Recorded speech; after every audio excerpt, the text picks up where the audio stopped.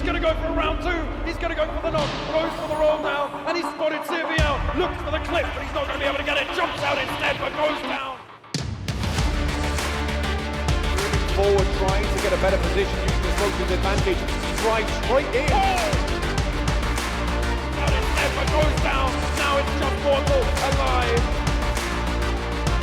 Poor Soul in a 1v1, but he cannot do it.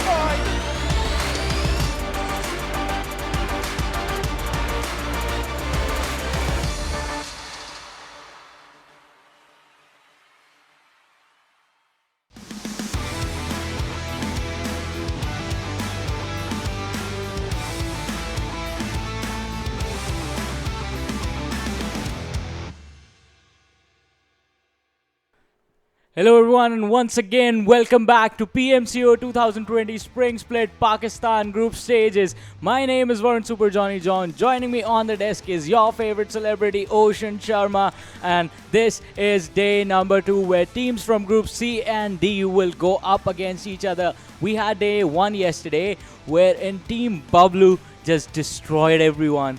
One of the best days I have ever seen in my entire casting. Like one team going on first chicken, second chicken, third match. They were like, okay, let another team just go there. And then the fourth match, they are like, no, we'll just keep the chicken to ourselves. And that was more than impressive. Like the team is sitting on 116 or something, and the second team is out on 53. So if anything, I mean, the gap is still there, and I would want to see if any team actually goes there. Let's just see what happened out there on the first and the second. As you can see, 116 for Team Bablu.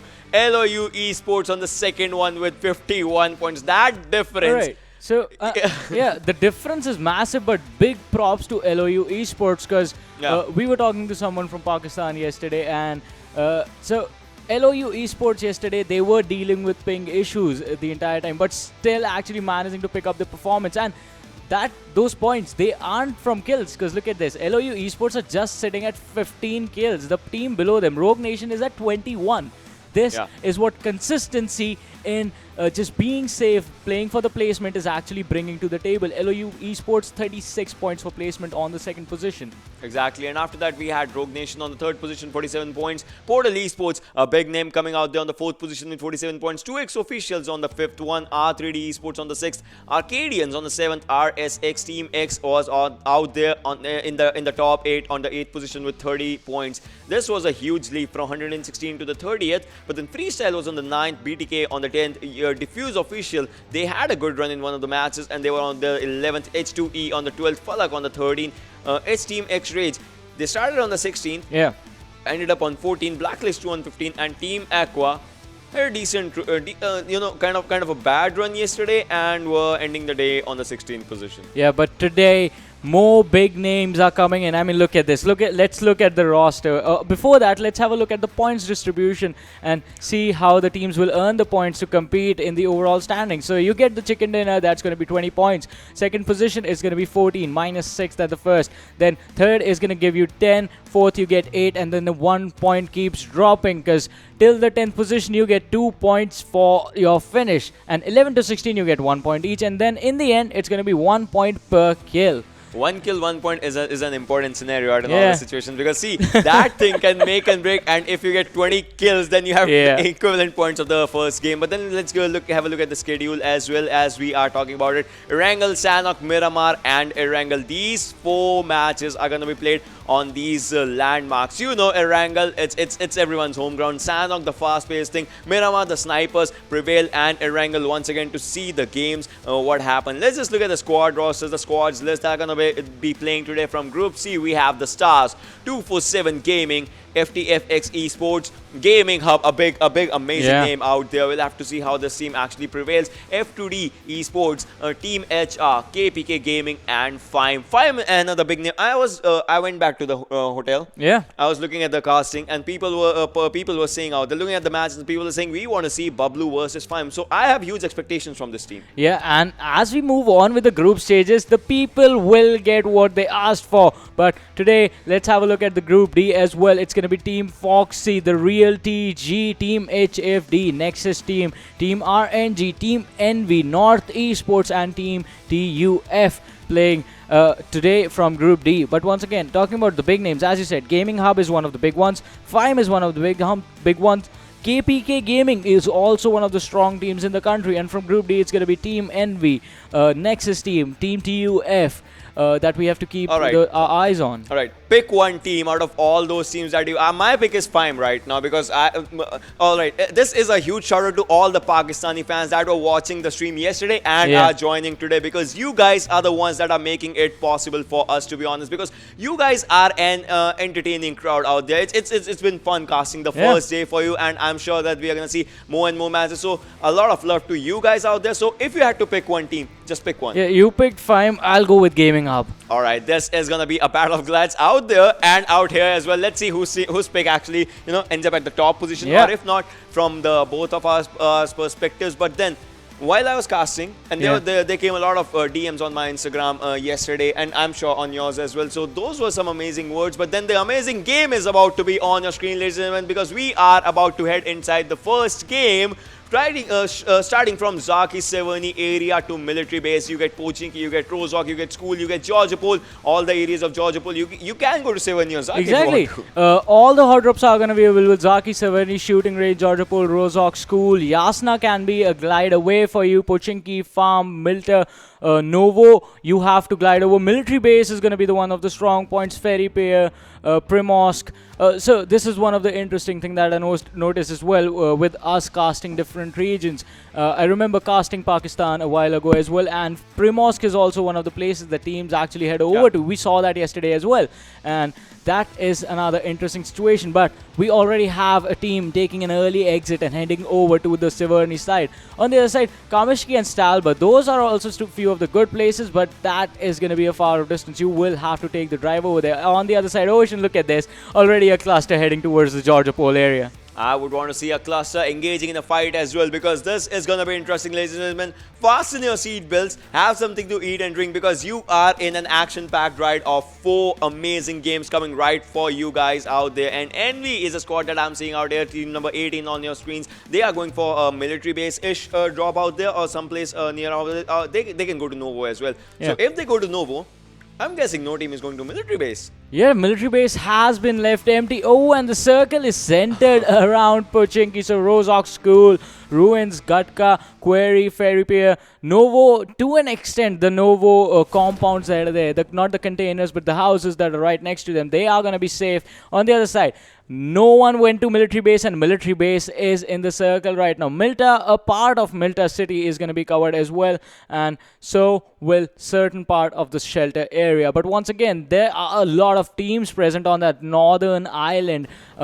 They will have to rotate from the side of Yasna Polyana. A cluster is there towards the side of Severny as well, and shots were already being fired. But now on our screens is one of the teams that Ocean you picked. It's going to be FIME, and Predator is the person that we are spectating. Going for the loots, has an AK in hand, and picks up a smoke as well. Yeah, they have 4 players in their team, and we'll have to see how the game actually goes as the players just dropped, and we'll have to see how the game start. A Predator has a level 1 helmet, level 1 backpack for himself, has a goes for a Scar. I was thinking if he's gonna use the M16 or the Scar L. I have my answer right now, right in front of me, and Envy is gonna be out there with team number 10, that is Team HR. We'll have to see what happens as Flama and Adnan are ready for the fight, and Envy is just concentrating in just one of the houses. This grenade can be the grenade of doom for the first time, and the first thing that can happen. But then on the other hand, you can see Adnan just moving in backwards right now, as he has just 25 bullets in his Uzi. He can make it to 35 if he gets an extended mag, but not right now. He's just focusing on the loot of a secondary weapon as well. If he gets it, I think that can lead Envy to a danger spot. Definitely, and in Uzi, that was actually a really smart decision, because Uzi at long range is pretty much useless. But at close ranges, it is one of the most deadly weapons you could have in the early game scenario. And Adnan is looking for a sniper, because the secondary weapon that he has is a shotgun. Another close range weapon, but for the long range combat is not that good. On the other side, Envy just picking up a vehicle and will already be rotating out of this Novo area. an early rotation coming from the team. Envy, Deadshot, Absol, Moise, and Light are just getting out of there and are going to be taking an early exit from that location. On the other side, KPK Gaming just controlling, having total control of the Georgiopol area for themselves. As of now, they are going for the loot. We'll have to see what loot they actually get. I mean, they are right next to the zone area. We'll have to see how the zones actually, show their presence overall. And that's going to be one of the things because zone is kind of important. We'll have to see what actually happens in all of the scenarios. And F2D is right on your screen, ladies and gentlemen. F2D Esports. We'll have to see how the game... See, this guy, I mean, if anything, he is not with his team right now. You can see the mini-map. The team was not right next to him. So if there's an early contestation, that would have been, a bit of a problem. But then, so far, so good. That is definitely going to be a problem. And as I said, his teammates are sort of present towards the Ferry Prayer, Primorsk, somewhere between Ferry Prayer and Query area. And he is actually on the northern side of Query, heading over towards Gatka. So he has to be careful. Once again, grouping with your teammates is going to provide you with a sense of safety, and not just a sense of safety. It's going to provide you with safety, because if you actually get engaged upon, your teammates are going to be there to support you. They are going to be there to revive you if you get knocked. And in a certain situation, if you get a knock, then your teammates are going to be there to help you get those kills, which matters so much in certain scenarios wherein just 1 point is going to be crucial and important if to see if you qualify or not. But TUF Thor on our screens with that Scar L in his hands, the level 3 backpack on him right now, and the armor as well. He's going to be pretty safe. That one thing the player was lacking, and one thing most of the players are going to be lacking in these early stages, is going to be the heals.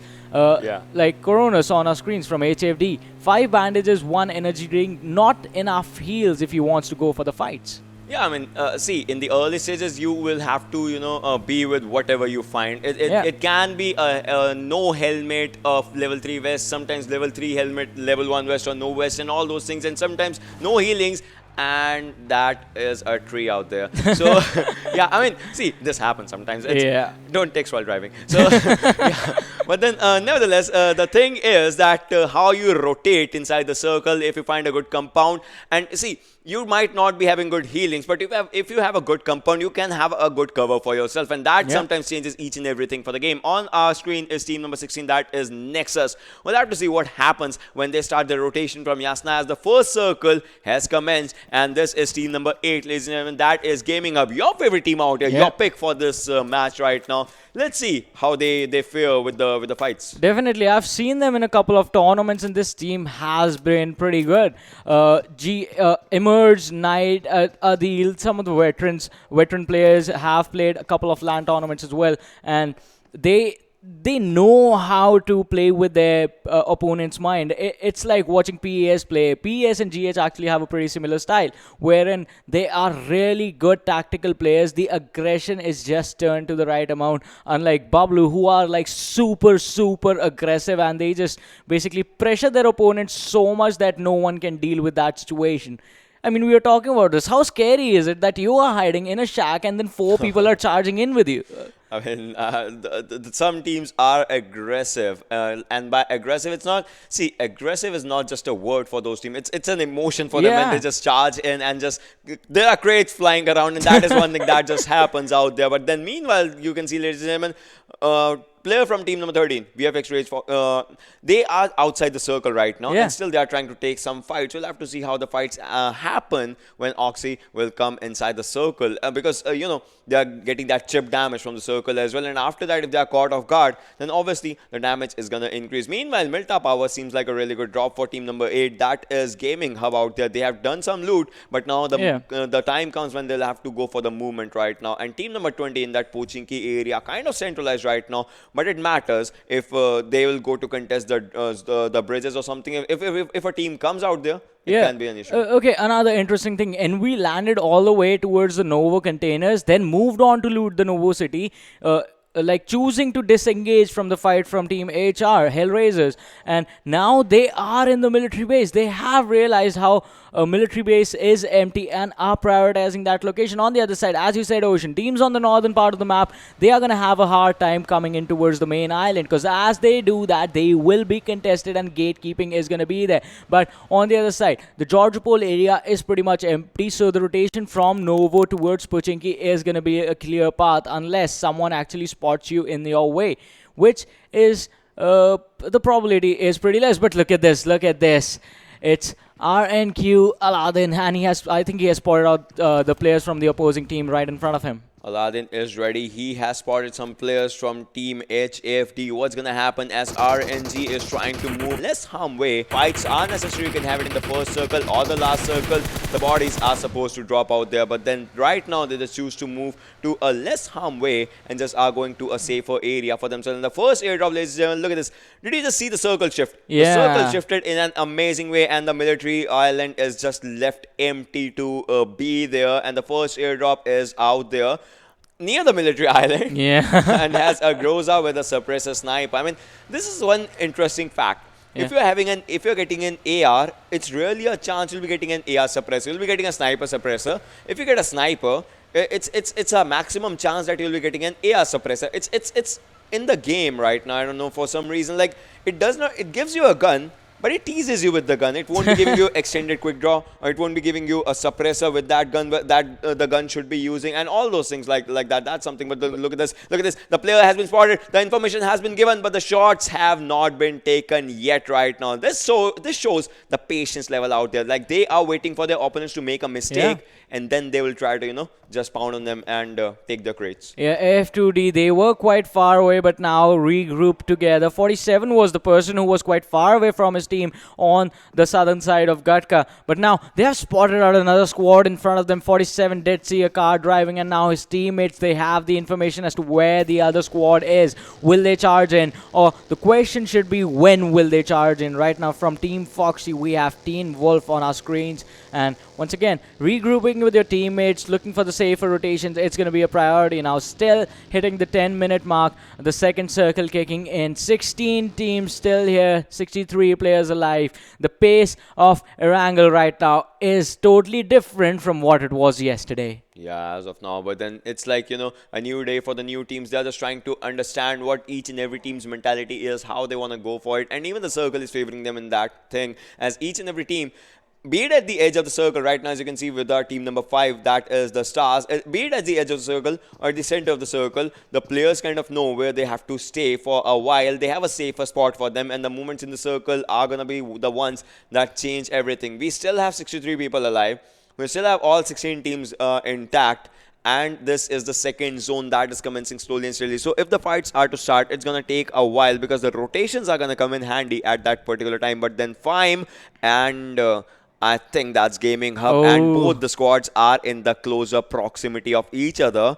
So if they fight, it's going to be one big elimination happening, or maybe, just maybe, some third party on both the big names. Yeah, definitely, because Team Foxy is on the northern side of these squads, and the other ones are closing in as well. Envy trying to rotate out of the military base. And look at where GH Gaming Hub is. They started from Milta and now are on the southern end of Pochinki, but another squad is closing in on their location. Look at the mini-map. FIME, Gaming Hub, they were closer to each other, but there is squad number 10 coming in, but are the shots being fired? I think so. Gaming Hub already engaging in combat, and that is going to be risky, because as you said, they could be third-partied, but one of the other squads could be the squad third-partying them. FIME could now actually third-party Gaming Hub if they are engaging in combat with squad number 10. Yeah, I mean, that is going to be something out there, but look at the circle shift. Oh my god, the circle is... It's favoring teams, it's not favoring teams. It's definitely not favoring Envy right now. They're kind of outside. The thing that I was talking about, M249 is out there with an 8x. Now, no one uses 8x on M249. There's nothing like that. So, it kind of teases you with some stuff. That is the beauty of the airdrops in this game, the randomness that just generates out there. So, the second airdrop has the M249. For you guys know that already by now. And look at this. The players from Team 10, HR Adnan is out there. This is a good area if you want to, you know, just look into the school apartment buildings that will be right in front of you. And if you want to see the back end cover, that you get a ridge for a back end cover. But team number 7 out there, FTF Esports, they have spotted some players from Gaming Hub. They are in a good compound right now, so they can engage in the shots. And Gaming Hub doing the wise move right now, just moving out of the harm's way, because they were quite in the open. They had no cover for themselves. But out here, I think there's going to be something, as Gaming Hub have spotted some other players, and I think that's going to be the end game for first player dropping out there. But Khan from 5 actually takes on 1 player, and RNG Venom has also dropped down. I think RNG is kind of in a bit of trouble right now, as they have lost 1 player, and 1 player has just fallen off the area, of the cliff, if anything. And Thor is going to go down from team number 20. That is TUF. That is not looking tough. But look at this. The third party coming in handy right now, as the team number 10 has arrived there. That is Team HR. HR versus Gaming Hub is going to happen, and that is a really, really bad push if that is happening out there. Merge is trying to spot some players, and Merge is going to take 1 player down as the fights are starting. And Adnan is moving forward from HR. He has the information. He knows the players are out there. Snake is also out there. Adnan is fighting solo out here. But then Adnan spots 1. He will be taken down, because that shot were actually incredibly impressive. But this fight is going to let 1 of the squad go down. Actually make it 2, as first squad is going to be Team HR. That just gets eliminated from the server. Yeah, HR thought that they could catch Gaming Hub off guard, not knowing that TUF were in there. But TUF losing Thor to HR Hellraisers, and then Hellraisers being taken out in a matter of seconds by Gaming Hub. On the other side, Envy is also looking to wreak havoc on some of the teams, but TUF, still with 3 players alive, are looking to be contested in these battlegrounds. On the other side, moving on, KPK Gaming right next to squad number 13. That is going to be Foxy, and this is intense in the barns. Who is going to come out on top? KPK all huddle up in one of the barns. On the other side, Foxy, they are quite spread out. They are in a 2-2 split right now, but can they come out? I think they are being cornered. If one good nade is thrown, that can actually do the trick. On the other side, Foxy, if the 2 players deal enough damage to these 3 guys, the other 2 can come in pretty healthy and take all of them out in an instant. That is going to be something that teams can actually go for it. But then we'll have to see, as the smokes are out there. The smoke cloud is actually stopping both the teams, players to just move in forward. And another drop shift. Look at this. There are so many hard shifts of the zone right now. It's just letting each and every team not to be at their pace, as each and every team has to make constant movements for the zone right now. RNG's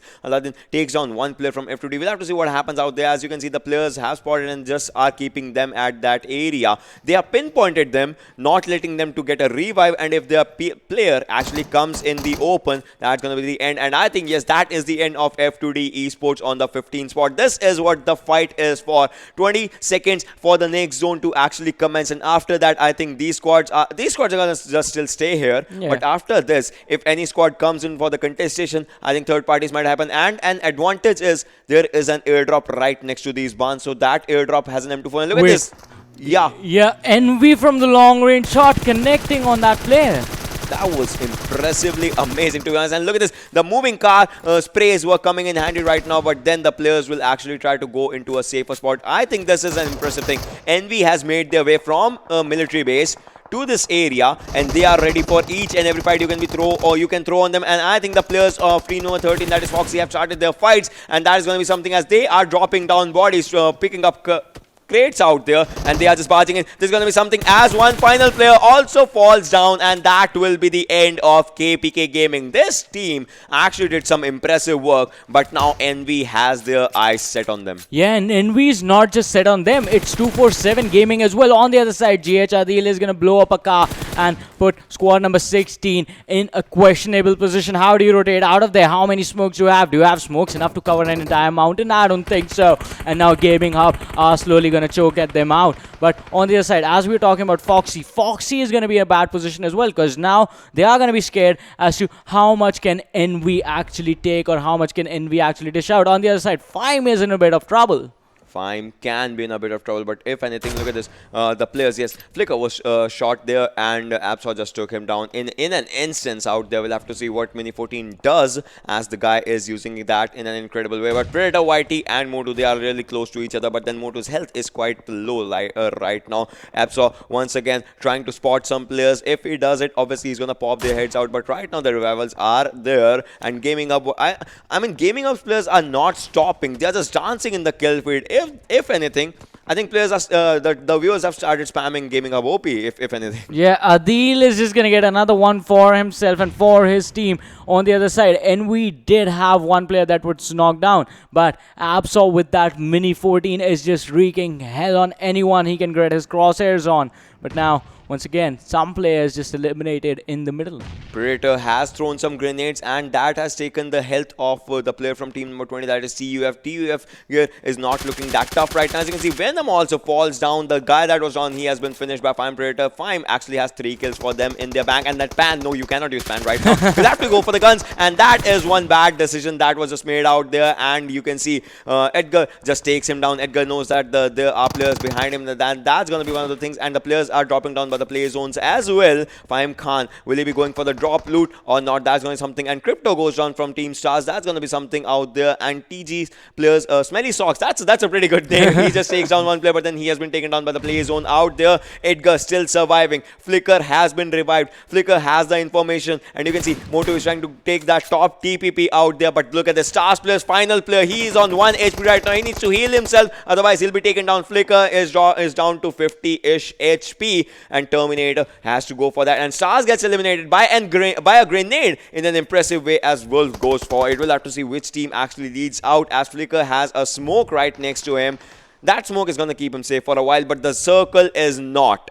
Yeah, but now Khan, Motu and Flicker, they are at an advantageous position. The Molotov is going to burn Gear alive and drop him down to around 40% HP. His health is continuously dropping. That's going to put the team at an advantage. Motu and Khan, how much can you do? A lot, I think, because Flicker is going to drop down Headgear and he's going to finish him off in an instant. Just one player from TUF alive, and Motu is going to be dropped by Terminator. But I think Terminator is not going to survive for long. On the other side, FTF Tala, he had his crosses on the players from GH, but can he drop any of them? We have to see. Otherwise, GH, they can actually take this one. They have a lot of kills on them. But TUF Terminator actually survives that engagement and runs away. 1 HP is what his HP is. Even if a gun just, even if a bullet just goes past right him, that guy is going to be a crate out there. Playzone takes down 5 more to the kill. Is going to go to Terminator, obviously. But then look at this. Gaming Hub has already 9 points for themselves. Team MD has 3 points. Fime gets eliminated out there as the players were being contested, and Tough also gets eliminated. So many big names getting eliminated out there, and the real EG also gets eliminated out there. As you can see, FTF Esports is also in a bit of a trouble right now, as Gaming Hub once again charging in, has 10 kills for themselves. Can they make it to 11 or 12 or 13? That's going to be a bit of a question right now. As you can see, Adil is trying to move in forward. Spots one player, just takes him down. Incredible gameplay by coming out of this player, as he spots 2 more players out there, and 1 more player has been taken down. 1 final player left. He needs to take a U-turn. Another player goes down, but Adil has gone down. And what? Gaming Hub gets eliminated! What? They got overconfident. They tried to take a fight inside the house, and that did not work out for them. Oh man, oh man. I said he needs to take a U-turn. He did not take a U-turn. The signal was given, but the turn was not made, and that was just the end of Gaming Hub out there. Impressive gameplay by Team FTF Esports in that one. Gaming Up did not realize that one of the guys got a revive, and they got punished for that. As you said, they just thought there was one guy left standing, but there were 2. There was one guy just hiding right behind the wall. But once again, Envy can actually take the chicken dinner in this one. Envy, they have been performing really well so far. I was hoping maybe this is the team that is equivalent to Team Bablu, and this is going to take like 20 kills or something in the first game or something just to contest their spot, but then the team gets eliminated with 10 kills out there. That was just like a different scenario. But Envy, as you said, they are going for those long range battles, and Moise is going to get 1 knock on the player of Foxy, and as soon as I said. But he is going to get a revive. These guys are pretty much going to be safe for a while, because they are going for those long range battles. And Moise is going to get 1 knock on the player of Foxy, and I think he is going to go for the finish as well with that M16 in his hand. Oh buddy, you're firing the wrong way. Yeah, he is firing the wrong way. I mean, he has done the damage. It's just a matter of time the kill should not be stolen. Other than that, Moise has done pretty good damage out there, and I think the first kill can come to his area. Well, look at this. We fixed Rage. Oxy just trying to move in alongside with Reaper inside the harm zone, and the revive is going to come in handy right now. He has parked the car in the most perfect way possible. Now the smokes are coming into the equation, and if anything, Nexus still surviving. at the edge of the circle. There's just one team that is outside the circle. Other than that, each and every team has made their way. Yeah, now all the teams are going to be in quite comfortable position, but still making it into that last place circle, the 7th one, is going to be pretty important. And that, again, like yesterday, is going to be an open one. So you have to be careful as to how you proceed into that. On the other side, FTF, after eliminating the most dominating team, they are in trouble right now. Nexus is wreaking havoc on them. One good nade could actually get them 4 kills for this team. Nexus. You said one nade, they dropped 3 nades out there, and that's going to be something as Wasim is the lone survivor. 3 players are down, and one more nade can actually take each and everyone down. 247 Gaming gets eliminated on the 7th spot. We'll have to see if the squad is still surviving. Yes, FTF is still surviving. Wasim is out there. Nexus is getting contested from the other direction. That can be really, really bad for the team. And team number 19, that is not North Esports. We'll have to see what happens, as North Esports is looking really good for a fight right now. The team has 0 kills, but they can just change each and everything right now, as they have contested Team Nexus in a third party. Yeah, and that actually allowed FTF to get away from that entire situation. They lost 2 players in that scenario, but now Team Envy once again leading the kill board with 6 kills, and FTF is going to be eliminated as Foxy are going to get those kills. But Envy is in trouble right now because Foxy, they have their crosses on them. 2 players from the side of Envy, 3 were knocked down. Moise is the only man left standing. Can he get the heals fast enough? Can he get the revives done on them fast enough? And do they have enough heals to be healthy to take this fight? Because Foxy right now, right in the center of this open circle. They have to be careful. Aladdin from RNG, he's coming in from behind. He can create a backstab. He can create an opening for Envy to get these kills. He's going to get 1 knock. Can he get the second one? Running outside the blue zone. He's going to get to the play zone, but he's going to be killed off instantly as he makes his way in by Foxy Reaper.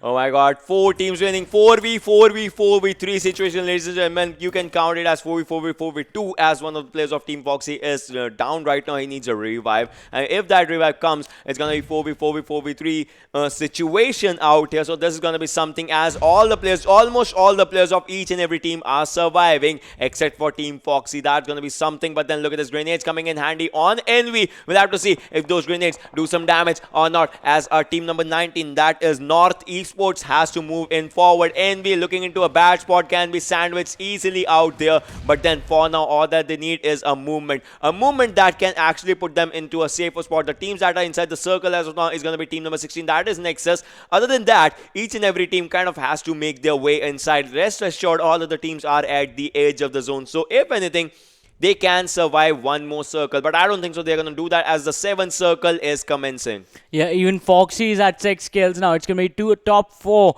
We are down to Foxy, Envy, North Esports, and Nexus. All of them fighting for the crown of the first game of day number 2. Envy, they are in a tricky situation because they can be sandwiched from both those directions. Light is trying to make some cover. The nade, was that a nade? Was that a smoke? We'll file in a bit. I think that was smoke. But now Vic, I think he has caught some players off guard, but he's in a bit of trouble as well, as he is being shot at by the players of Nexus. Drops down to 10% health, but the nade from Deadshot is going to do the trick, and Wick is going to be knocked down. Another nade from Light is going to drop down Snow. 2 players from the side of North are down. Now Molotov coming in is going to be the 3rd knock coming in from Envy. No, Wolf was the one who gets the knock. Now 1 player alone left standing from the side of North Esports. Can they get the revives, or are they going to die? 1 more nade is going to drop Envy Absol, and that is just unfortunate for the team. That is just unfortunate for the team. You can see this guy just struggling out there for the revives right now, as that is important. The circle is coming. The circle of death, that is what the next circle is going to be. And the circle shift is going to be real out in that one, because each and every meter is going to count for each and every team. You can see the circle is out in the open. The next circle is going to change everything for the players. It's on the left-hand side from the road, so that's going to be something. So Envy might have to go for the movement, but they have Team Foxy behind them. We'll have to see what happens, but then Snow is getting revived. The Molotovs are coming in right now. The grenades can also charge in. Our grenade charges in was actually taken down in the mid-air, so that's one thing. Moise, he can spot some players, he can pop some heads. He has 1 kill for himself. The team has 7 kills. He has spotted 1 player. The shot was given, but it was not just at the adequate location, at the adequate direction. But look at this. All 3 players have had their attention on Envy's side, and now the Sensei just goes down. Sensei has been finished by Nexus's Taha. That was something where Snow comes in and takes down Taha, but then the Snow will be taken down by Wolf. That wasn't incredible and does not stop it, and Snow will be finished off by Wolf. Emmer is the lone survivor from North Esports, guys. The first match for the second day, Group C ND. This is the final circle commencing in less than 3 seconds. This is gonna be real as Taha is out there with just 1 HP. North Esports gets eliminated. 3 teams remaining.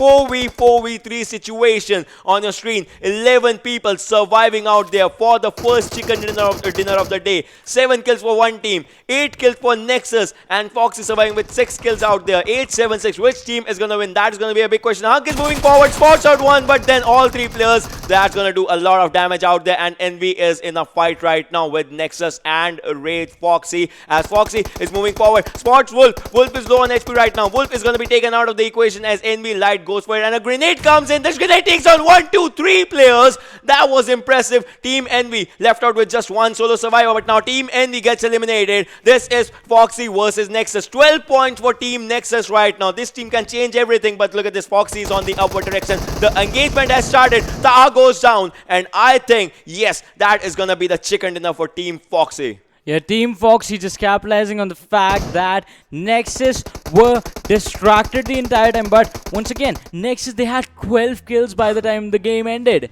And that was just impressive. I think that is the closest anyone can get to Team Bablu for now. But on the other side, Gaming Hub looked really promising this time around. And Envy, how did we forget about this team as well? This team did impressive. If there would not have been that one grenade of death, if there would not have been that thing, I think Envy would have contested, because Envy was going in for shots. They were not scared of any fight, be it from one side from North Esports, be it from the upward edge from the Foxy team, be it from the straight edge from the Nexus team. They were ready for all the 3 directional fights. They were ready for everyone, and the fact that from one barn, Apsaw actually just solo fought 2 different squad with a mini 14. But the MVP for this game is going to be Reaper from Team Foxy. 4 kills, 302 damage, 9 kilometers distance travel, and 27-minute survival time. So Foxy, they had the kills on them, but not as much as you say Nexus or Envy.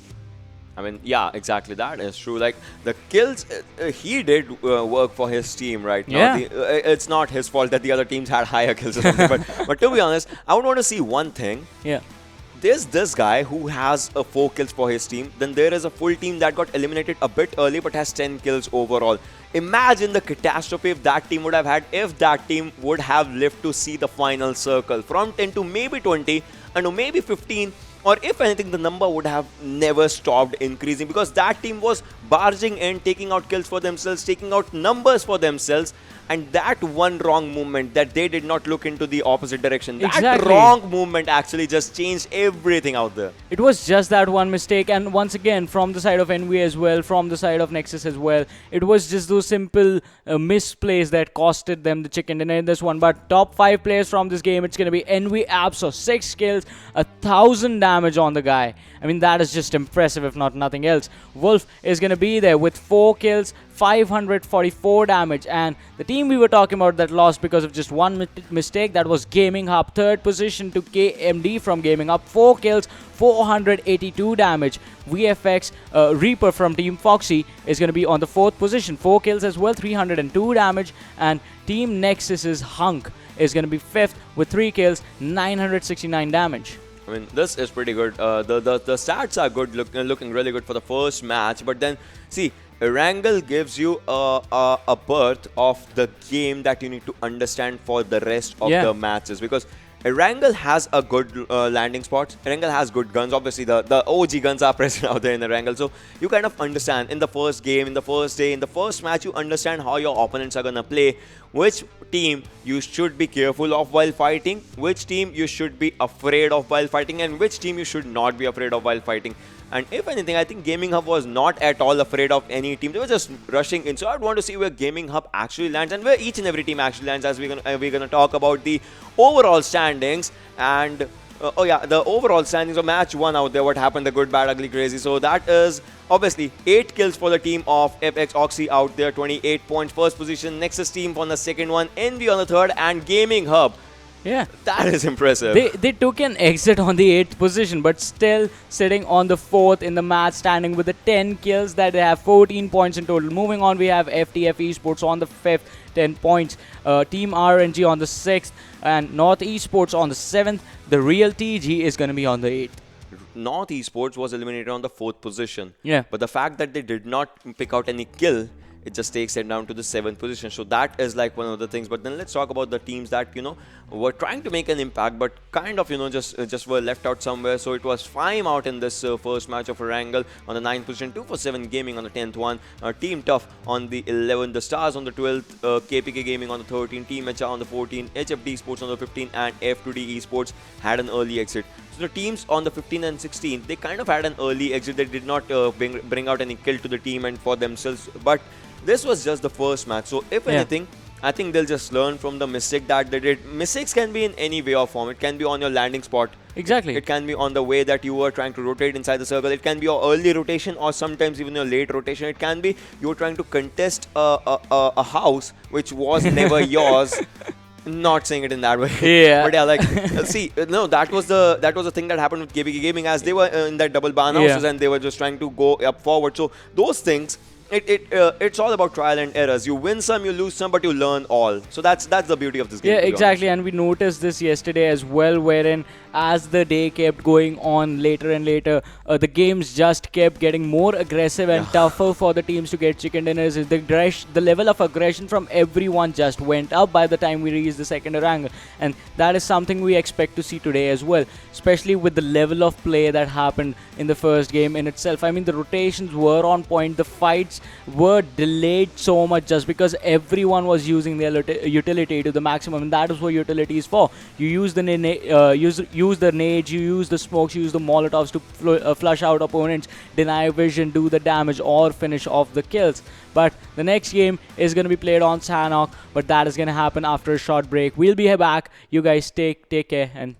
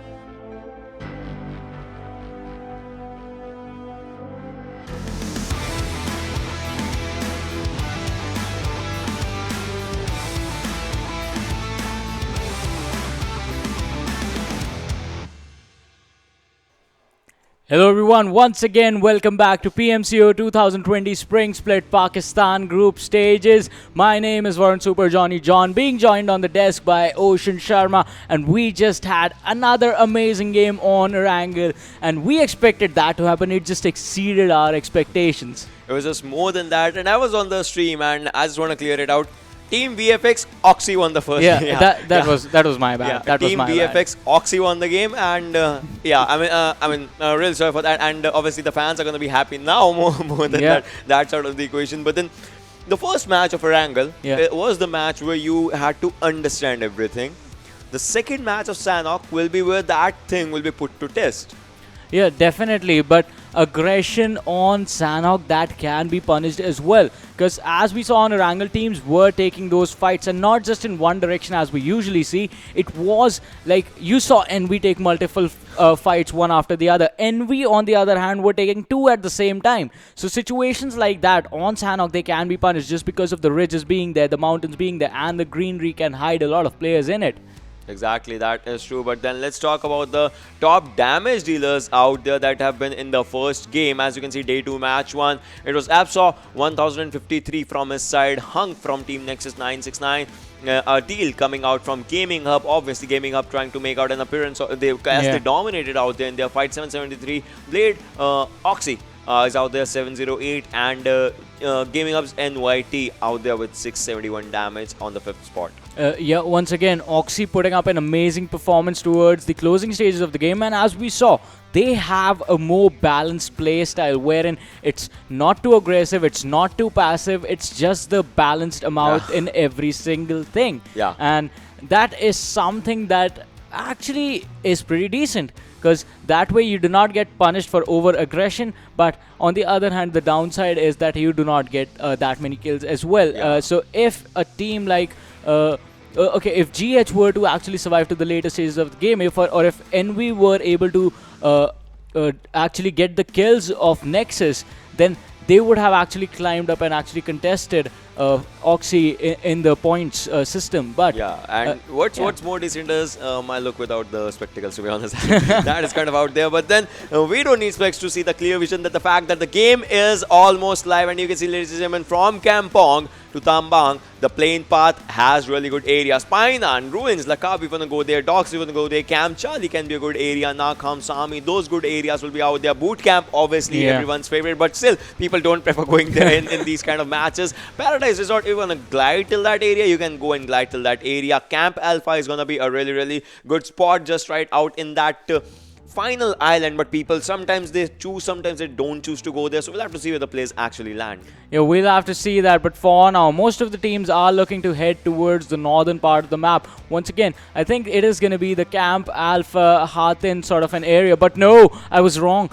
Are there like 3 teams going towards Boot Camp? That is just going to be an early game bloodbath over there. That is going to be more than interesting to see, and the zone also kind of supports it, so there is an area of fight out there. We'll have to see what happens out there, but then boot camp is going to be a really, really good area to take out some fights. On the other hand, Camp Alpha is being contested by 247 Gaming, and NES is North Esports is ready for its fight as well, but meanwhile, as you can see out here, the bot is trying to take its fights, and he's going to go for it, and one player has been taken down out there as Solo King also charges in, and I think this was an early engagement, and it was a really fruitful one. Yeah, it was a fruitful one, but the bot is going to be taken down, and the real TG now, they have to think about the fact that how do they want to take this. But now, NES, have they spotted out the players from RNG on the other side, on the uphill?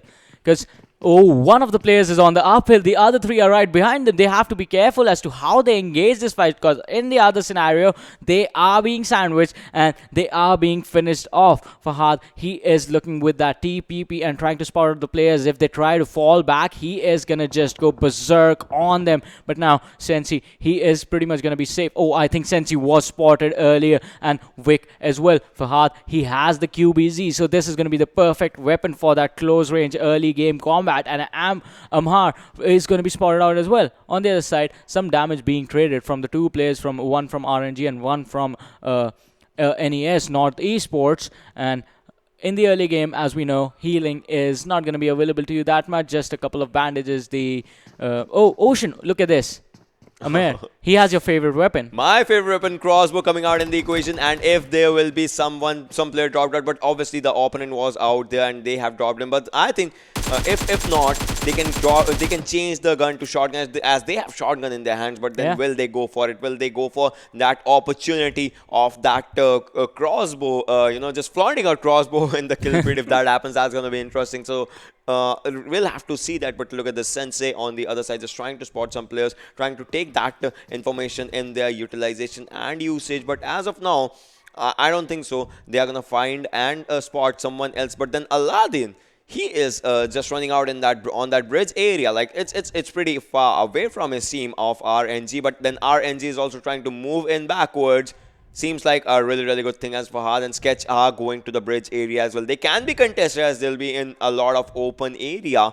But I think if Aladdin just sits there, if he has a good or decent scope, he can just go for a counter fire. Meanwhile, on the Paradise, it's a different story. As you can see, Fime is out there. Predator Whitey on the screen, ladies and gentlemen, just trying to loot all of the Paradise. So these guys have a big area for them to loot, and the zone is going to be on them for 2 or 3 circles. Yeah, Predator, the last time, I think the only mistake he made was trying to pick the pan in a gunfight. Yeah. And other than that, Fime were actually doing pretty well during the mid-game phases.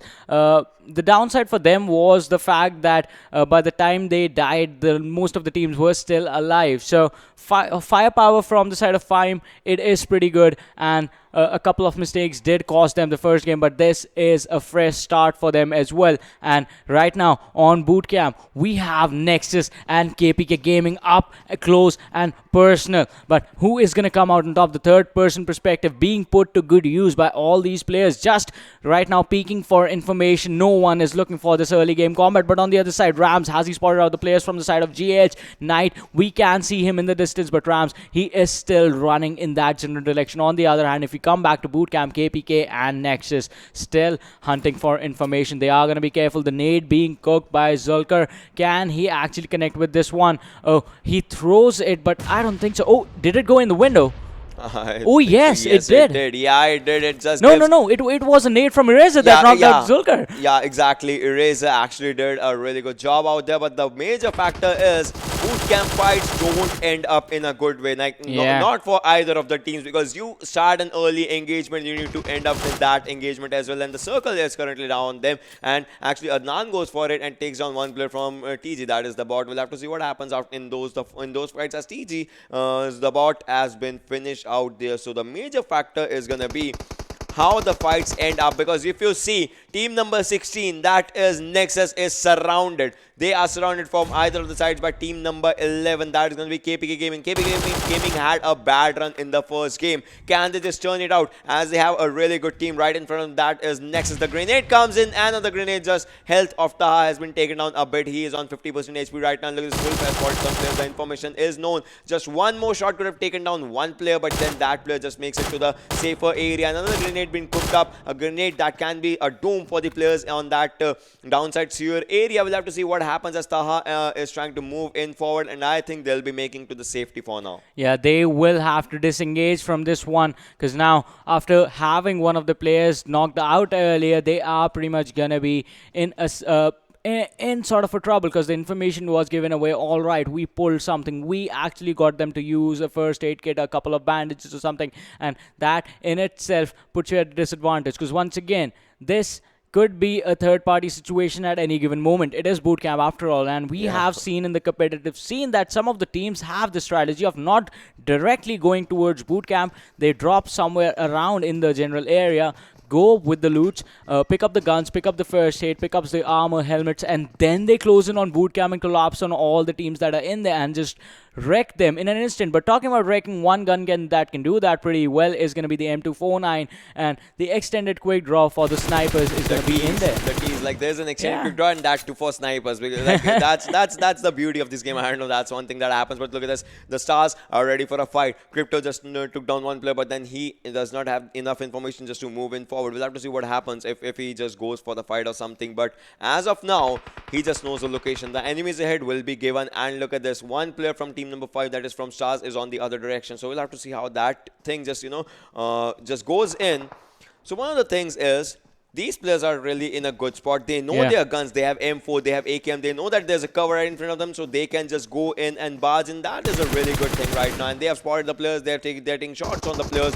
But still, right now, team number 6, that is 247, is not faced yet. Now they are as 2 players have been taken down in an incredible way. But then Star Phantom has gone down as one more player, Moth, just goes down in the engagement. Terminator also goes down. It's a 1v1 fight that's going on. Gaming takes down 1 player, but he will not be surviving for long as 247 Gaming makes their exit. But on the other side, Tough is ready for a fight with team number 15 out there in this particular area, which is going to be Team HFD.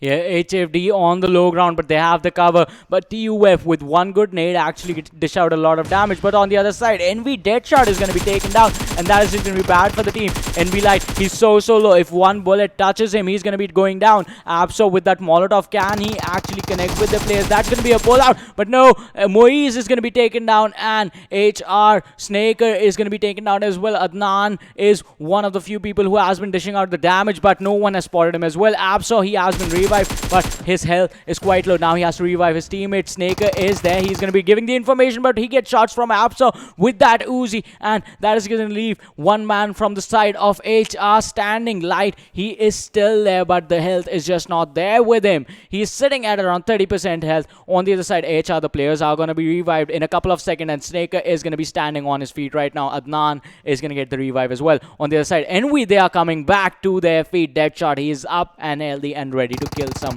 people. One good grenade from Snaker can take 3 players of Envy just out of the equation, and Light will be left alone, and 1v3 can be easily engaged. But Light is just he just stood up, and that Uzi can do some damage. Does on 1, but then the counter fire comes in. Deadshot is also on low HP right now. He's using a first hit, but enemy's head will be done by the opponent, but then he'll be taken down in that equation. Snaker has been taken down. 4 players, all 4 are ready. The revives are also coming in. Flamma is just moving in backwards. A good and wise choice right now, but Envy Light is still trying to spot some players. If they spot it, I think they are going to go for it. They have their eyes set on the chicken dinner right now, because the first game, they barely missed it.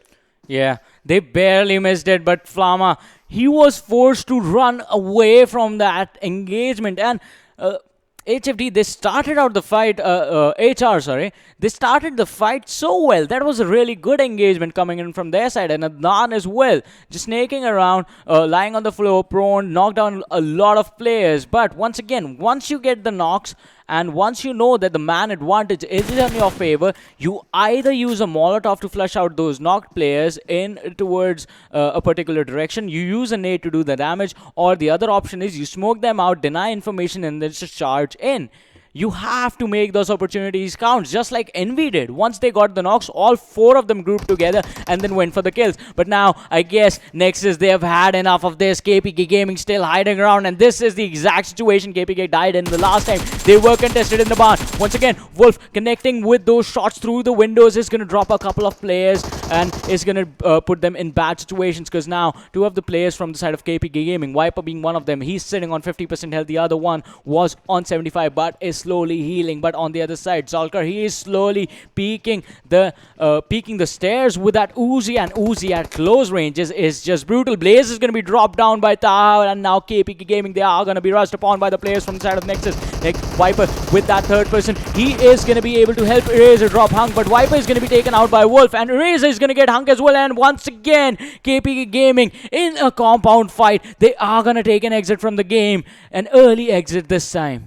This time an early exit, that changes a lot for this team right now, as they have had 2 bad games, but then now they know, and now we know that there is just one king of the boot camp as particular time right now. That is going to be Nexus, the team that barely missed the chicken dinner as well in the previous game. But now, if anything, we'll have to see what happens, as if they come to fight with this team.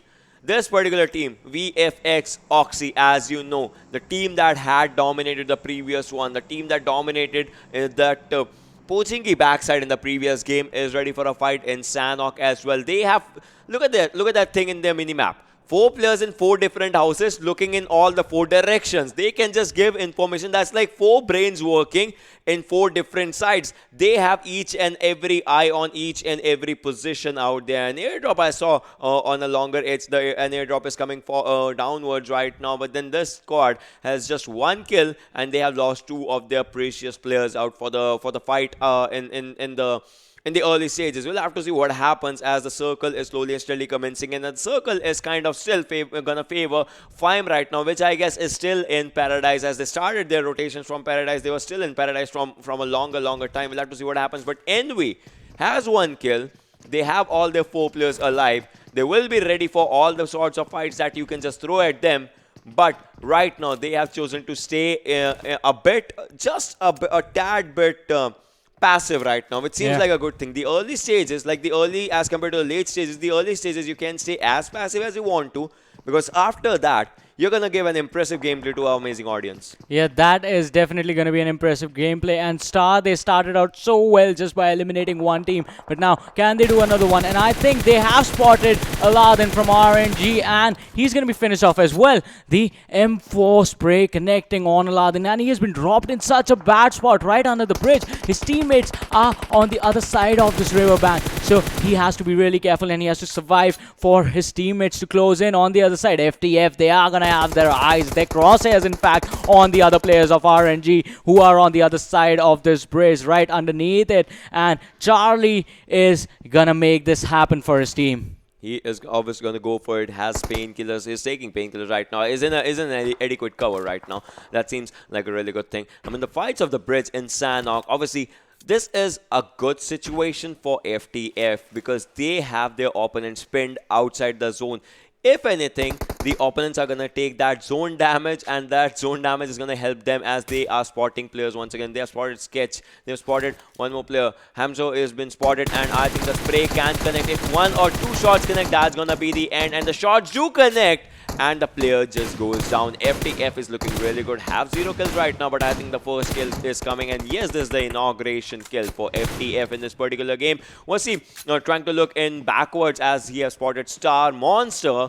But will that guy be or be not in his proximity of scope? That's going to be one of the questions, as right now FTF is still just trying to move in backwards right now. RNG Fahad was also out there in the open, but as of now, this squad is also going to be a squad that's going to be ready for a fight, because this squad, if they can win one match, they have the capability of winning the other ones. But one thing, you see, Rage does not have a first aid yet.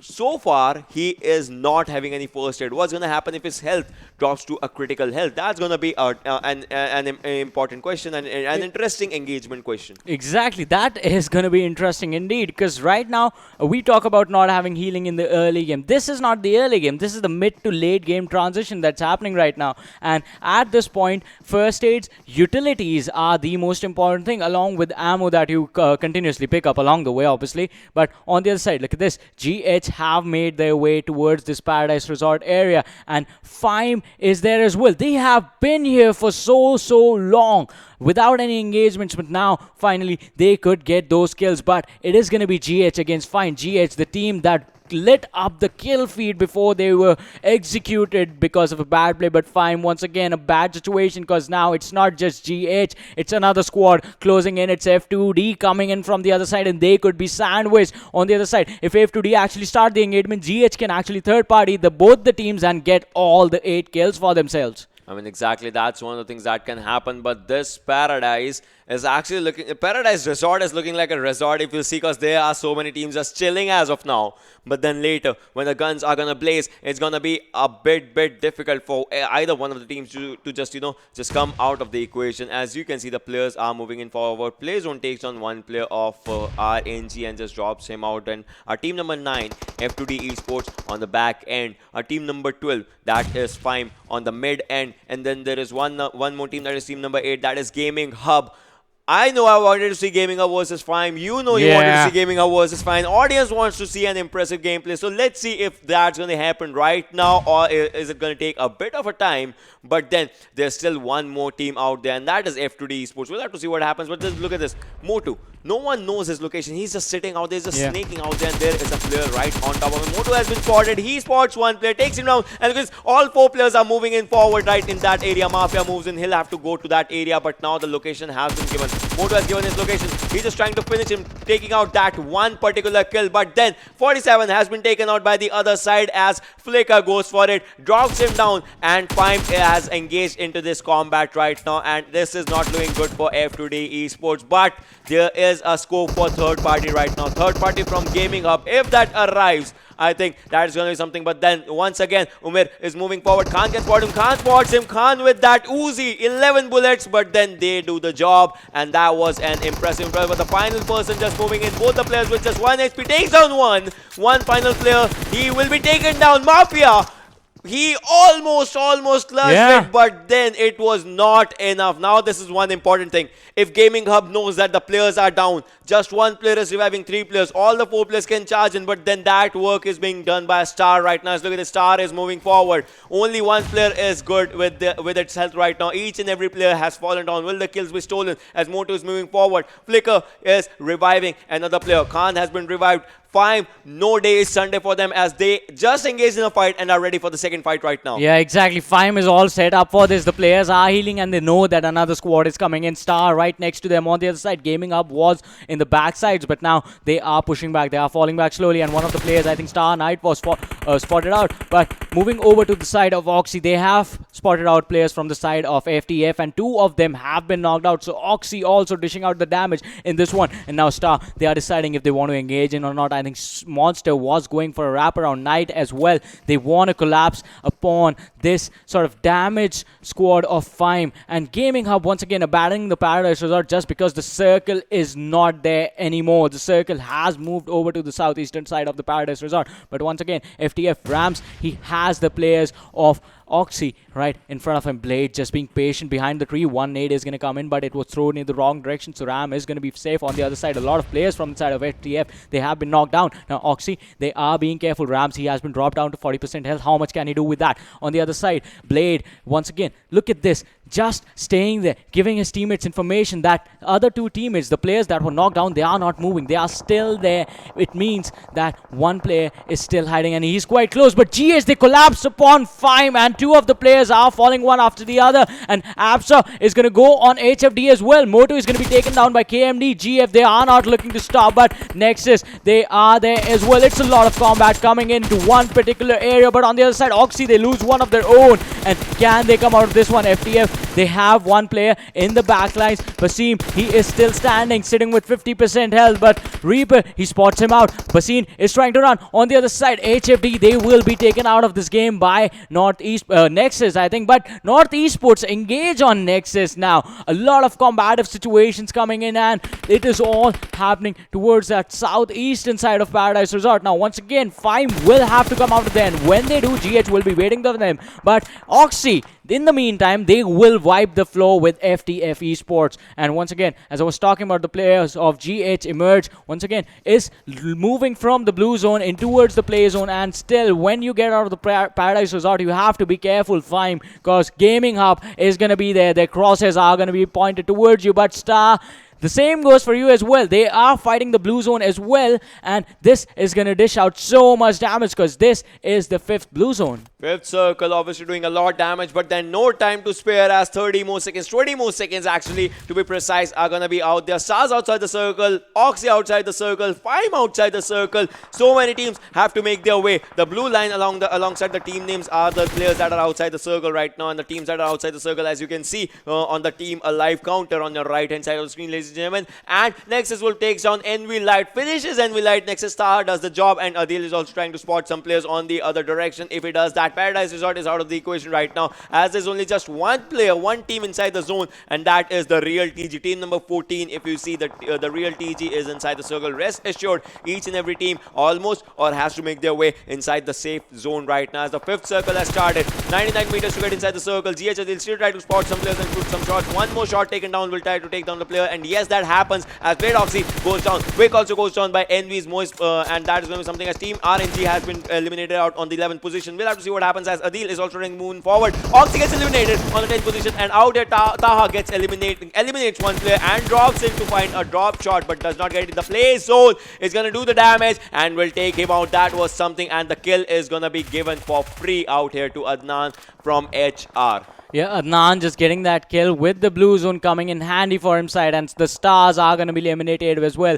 GH right now sitting with 6 kills, 2 then him. Fime is still alive with 2 players, pretty strong. Emerge is going to drop Star Crypto for the last time as the team was taken out of this game, but on the other side, Emerge is not stopping. And Adnan, oh, he survives with 5 health for like 2 seconds, and Deadshot is going to be like, nobody, you need to leave now. Even he did not have a first aid or anything. What is happening? Players are not playing with first aid. They're just going in for the fights, and what they are going. Look at this. 1 first aid for Moise, 0 first aid for the other player. I mean, what is happening out here? And look at this. Imad was taken down by Fime Khan. Fime still into the equation right now. 2 players remaining, 5 kill points for themselves as of now. Gaming Hub is still surviving with all the 4 players. So if the Gaming Hub looks really, really good. And Moise 1 HP takes down the player from Team Nexus in the final second. He spots him. He shots him. He picks up a crate, and that was incredible by that guy. We'll have to see what happens as Envy's players need a revive right now. The player has been revived, so that is a really good thing. 3 players surviving from Team Envy has 8 points in their bank right now.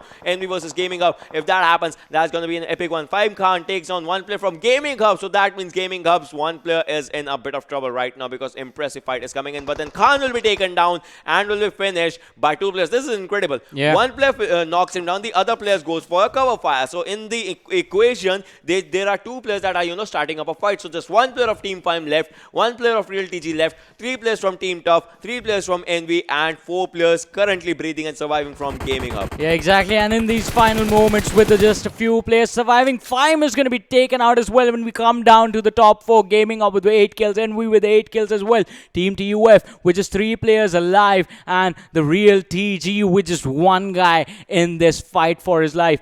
So Envy, they have the high ground up against Gaming Up, but none of the teams are in the circle right now. TG could be the first one to go in, but since the circle is out in the open, that is just going to be that he is going to be spotted easily, and he can be taken out. Deadshot right now trying to spot out the players from the side of TF, but they are prone on the ground, as you should be on Sanhok, just because the grass is there and you can hide quite easily in the grass right now. Look at this Solo King hiding so perfectly. His back is covered by the rock, but the only way he has to look is going to be the uphill where Envy is. His name is Solo King. He's solo from his team. All of the 3 players are dead. So we'll have to see if this Solo King does his job the way his name depicts, or will Tough stand alone Tough out there right in front of their enemies or enemies, or will Envy go for it? But I think Solo King has started up the war out there. But then GH in a bit of trouble as Edgar takes down 1 person from GH and just finishes him. KMD has been finished out of the equation. A grenade is starting to be cooked, but this is an undercooked grenade. Even if it does the damage, that's going to be something. Envy Moise goes down, and a Deadshot is going to be out there for a revive if that happens. And Gaming Hub is falling in short as Edgar is going for sprays. He has taken on 1 player and the other player is on just 1 HP. But look at this. Solo King for the backstab coming in. Oh, but misses all the shot. That is so bad. And Solo King can be taken down as he has taken on 1 player. But then look at this. Afshaw is so out there. And this is something. The damage has been done. Real TG has gone out there. Deadshot taking that zone damage, and Afshaw has to get inside the circle. He's inside the circle, and this is down to 3 teams, ladies and gentlemen. Team Envy, 9 kills. Gaming Hub for the first time out there in top 3, 8 kills, and Team Tough with 3 kills and 3 players remaining. We'll have to see what happens. Gaming Hub was 4 players strong, but now because of some mistakes of going into the open, they are in a bad spot. Edgar grenade was so close to them, but the rock saves the day for him. But look at this. He threw 1 grenade, 2 grenades, 3 grenades have been thrown out in the open. That was something. But Gaming Hub, can they make it out? Will it be their chicken dinner in the second game of their first day playing of Group C and D? Or will a new team emerge out there? So close yet so far for Gaming Hub. Team Envy, 1 player. He needs to do it for the whole of his team as they have 9 points. Impressive 9 points, but the zone is not on them. And 0 versus Sports 1 takes him down and would like to finish the job even if he goes down. Still, the damage has been done. And look at this, 2 versus 2 situation. Players are trying to get inside the zone. Adil spots 1 player. His AKM tries to do the job. On the right, on the left, Thor goes down. 1 versus 1 situation. Adil is moving forward right in front of Edgar. Edgar versus Adil. Edgar takes down! Oh, that was so close for the side of Gaming Up. And Edgar even went into the blue zone to finish off the players from the side of Gaming Hub.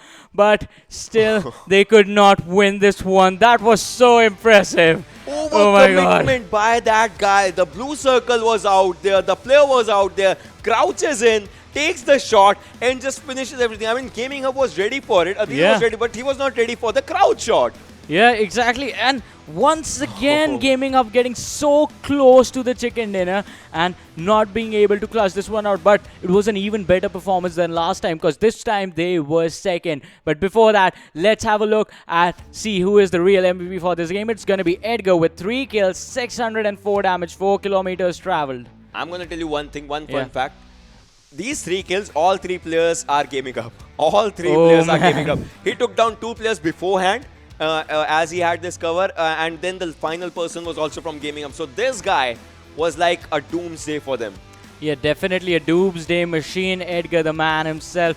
But on the other side, let's talk about one more interesting thing in this match, Ocean. It was the fact that most of the players and most of the teams were playing without first aids. Why? I mean, see, I saw that thing. Like, players did not have, either they did not have first aids, or they were distributing it amongst those players who were going down, and there were so many players knocked and all those things. But then we saw Edgar, but there are other players also who had an impressive impact in the game of Sanhok, and let's just talk about them. We had Nexus Wolf, 5 kills, 501 damage with 1 headshot, and Envy. Who's gonna forget this guy from Envy, just staying out there for the team, and 4 kills, 752 damage. Adil from Gaming Hub. Gaming Hub obviously is gonna make their name out in this one, as they had an impressive performance, 603 damage, 4 kills. Fime Khan, obviously from Team Fime, he did impressive, and Star Crypto. So there was a moment when number 3, number 4, and number 5, Gaming Up, Fime, and Star were in that area of Paradise Resort. The fights happened, some players survived, some did not, but still they managed to make their names in the top 5 players. That is the kind of domination that the players have shown. Yeah, and this has been impressive, because so far we have seen slow-paced games of Sanhok. But once again, for the second time in 2 days, Sanhok has all been about those team fights. Paradise Resort was one of the slowest contested areas, and Fime were there for a while. They did clear out the entire thing with loots, but later on, when they were contested, it wasn't just one team that went in. It was 2 teams that actually got third parties. And GH, before they actually went into Fime, they actually had to take a fight on the southeastern side, on the open. Yeah, I mean, those were the things. But then let's just talk about how far or how close was Gaming Hub from that chicken dinner, and where the teams actually stand. As you can see, Team Tough was out there on the first position, 6 kills. Gaming Hub had 8 kills, but still the thing that just happened is that the position points that matter. Team Envy on the 3rd position with 10 kills, 10 placement points. Nexus coming up front on the 4th position. Fime was in top 5 this time. So big names actually made their way. Yeah, big names all showing up why they are big and why people love them. And Fime being on the 5th, on the 6th, we have the Stars with 10 points to themselves. The real TG is going to be 7th with 10 points as well. Team HR are going to be in the top 8 with 7 kills. Now, 7 points, sorry. Moving on to the next 8, we have Team Oxy. On the 9th position, 6 points this time. The last time they got a chicken dinner. North Esports is going to be on the 10th. FTF Esports is going to be 11th. Team HFD is going to be 12th. KPK Gaming is going to be 13th. 247. They had an early exit as well. 14th position. Team RNG is going to be 15th. And F2D Esports is going to be 16th. Alright, so there's this one thing. Team Oxy had a really good run in the previous one. Yeah. And they kind of, shivered a bit. Still, they ended up on the 10th overall, but then their kills were really good, so they just went to the 9th spot in the overall standings. And then there are some certain stuff.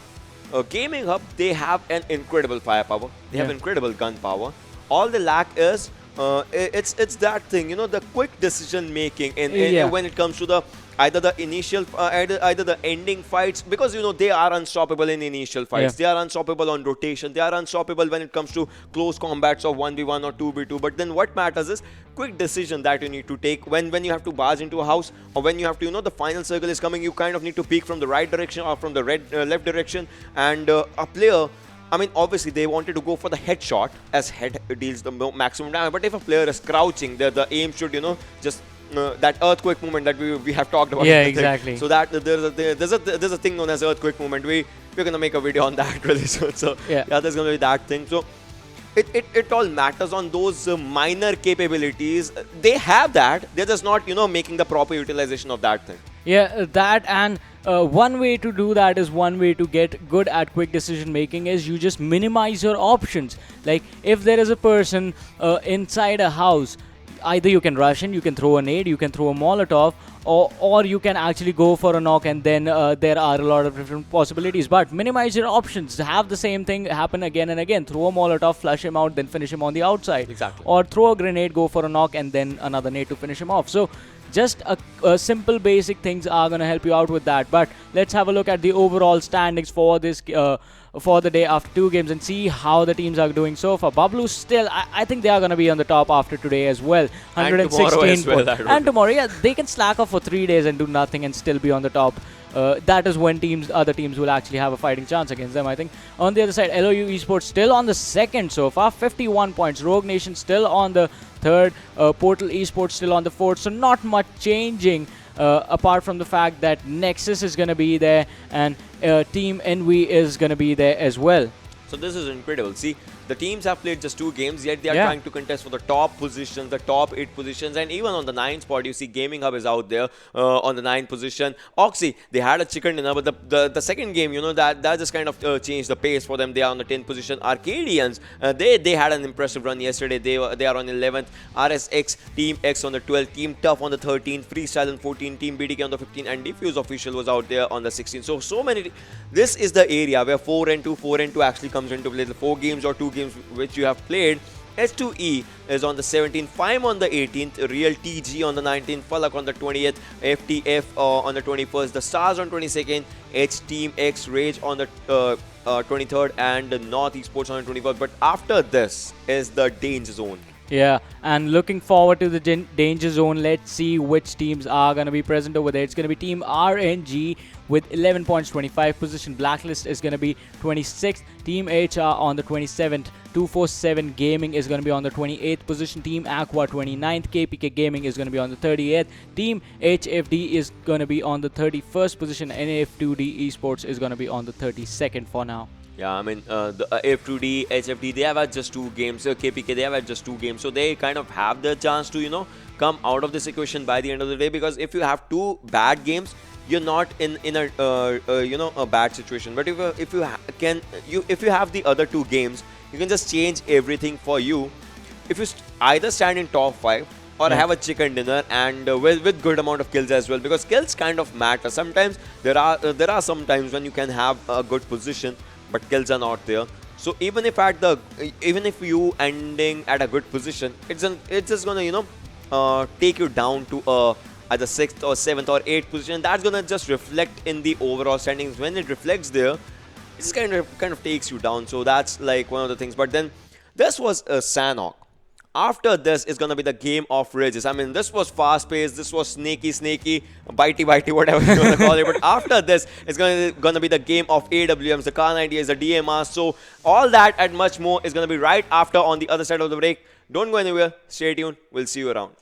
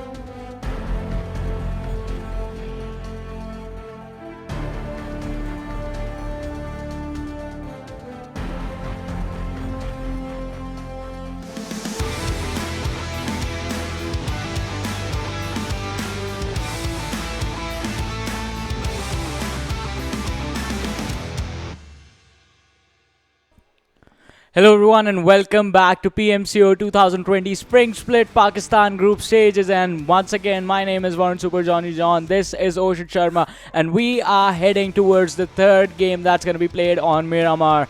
And Ocean, the first two games have been exciting, if nothing else. Yeah, exciting is not even the word to started with that, because a team that was dominating, they get eliminated on the early stage of the fights, and then they try to go for a comeback and still actually they were one step away from the chicken dinner. So if anything, I would want to see, is this their game? Is Miramar going to be the game that changes everything for this team? Because if nothing, this team is consistent. Gaming Hub is actually a really good in with their consistency.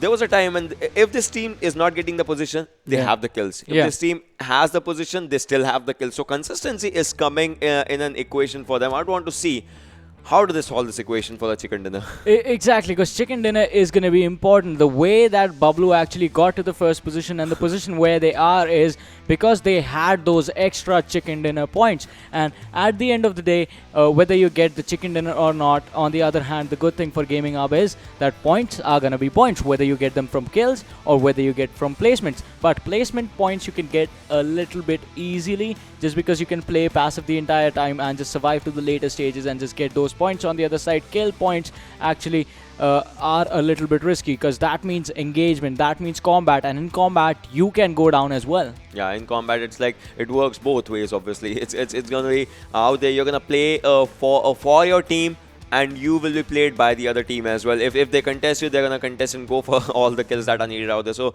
that's gonna be one of the things. But in Miramar, it's if the circle is totally in the open, third parties, fourth parties, fifth parties are happening out there. If the circle is in the close compounds, then obviously it kind of depends on how you're going for the rotations. If circle happens in Lost Leonis, if it happens in Hacienda, if it happens in those areas of Crater Fields as well, because Crater Fields has a good height mountain area, and from there you can just have a cover fire and you can just fire on your opponent. So those areas are going to be something. But if the circle happens in a proper open area, like near around Impala or something, that is a proper open area, and that thing, the only cover you can have is if you have a vehicle, or otherwise if an airdrop is right in front of you, you can have those covers. Other than that, there are no covers. So those are going to be some of the things, and we'll have to see how the fights actually happen. Yeah, we'll definitely have to see how the fights actually happen, because as you said, in those mountain areas, we do see a lot of teams actually rotating with multiple vehicles on Miramar, and that actually puts you at a big risk, because multiple vehicles means a lot of noise being made,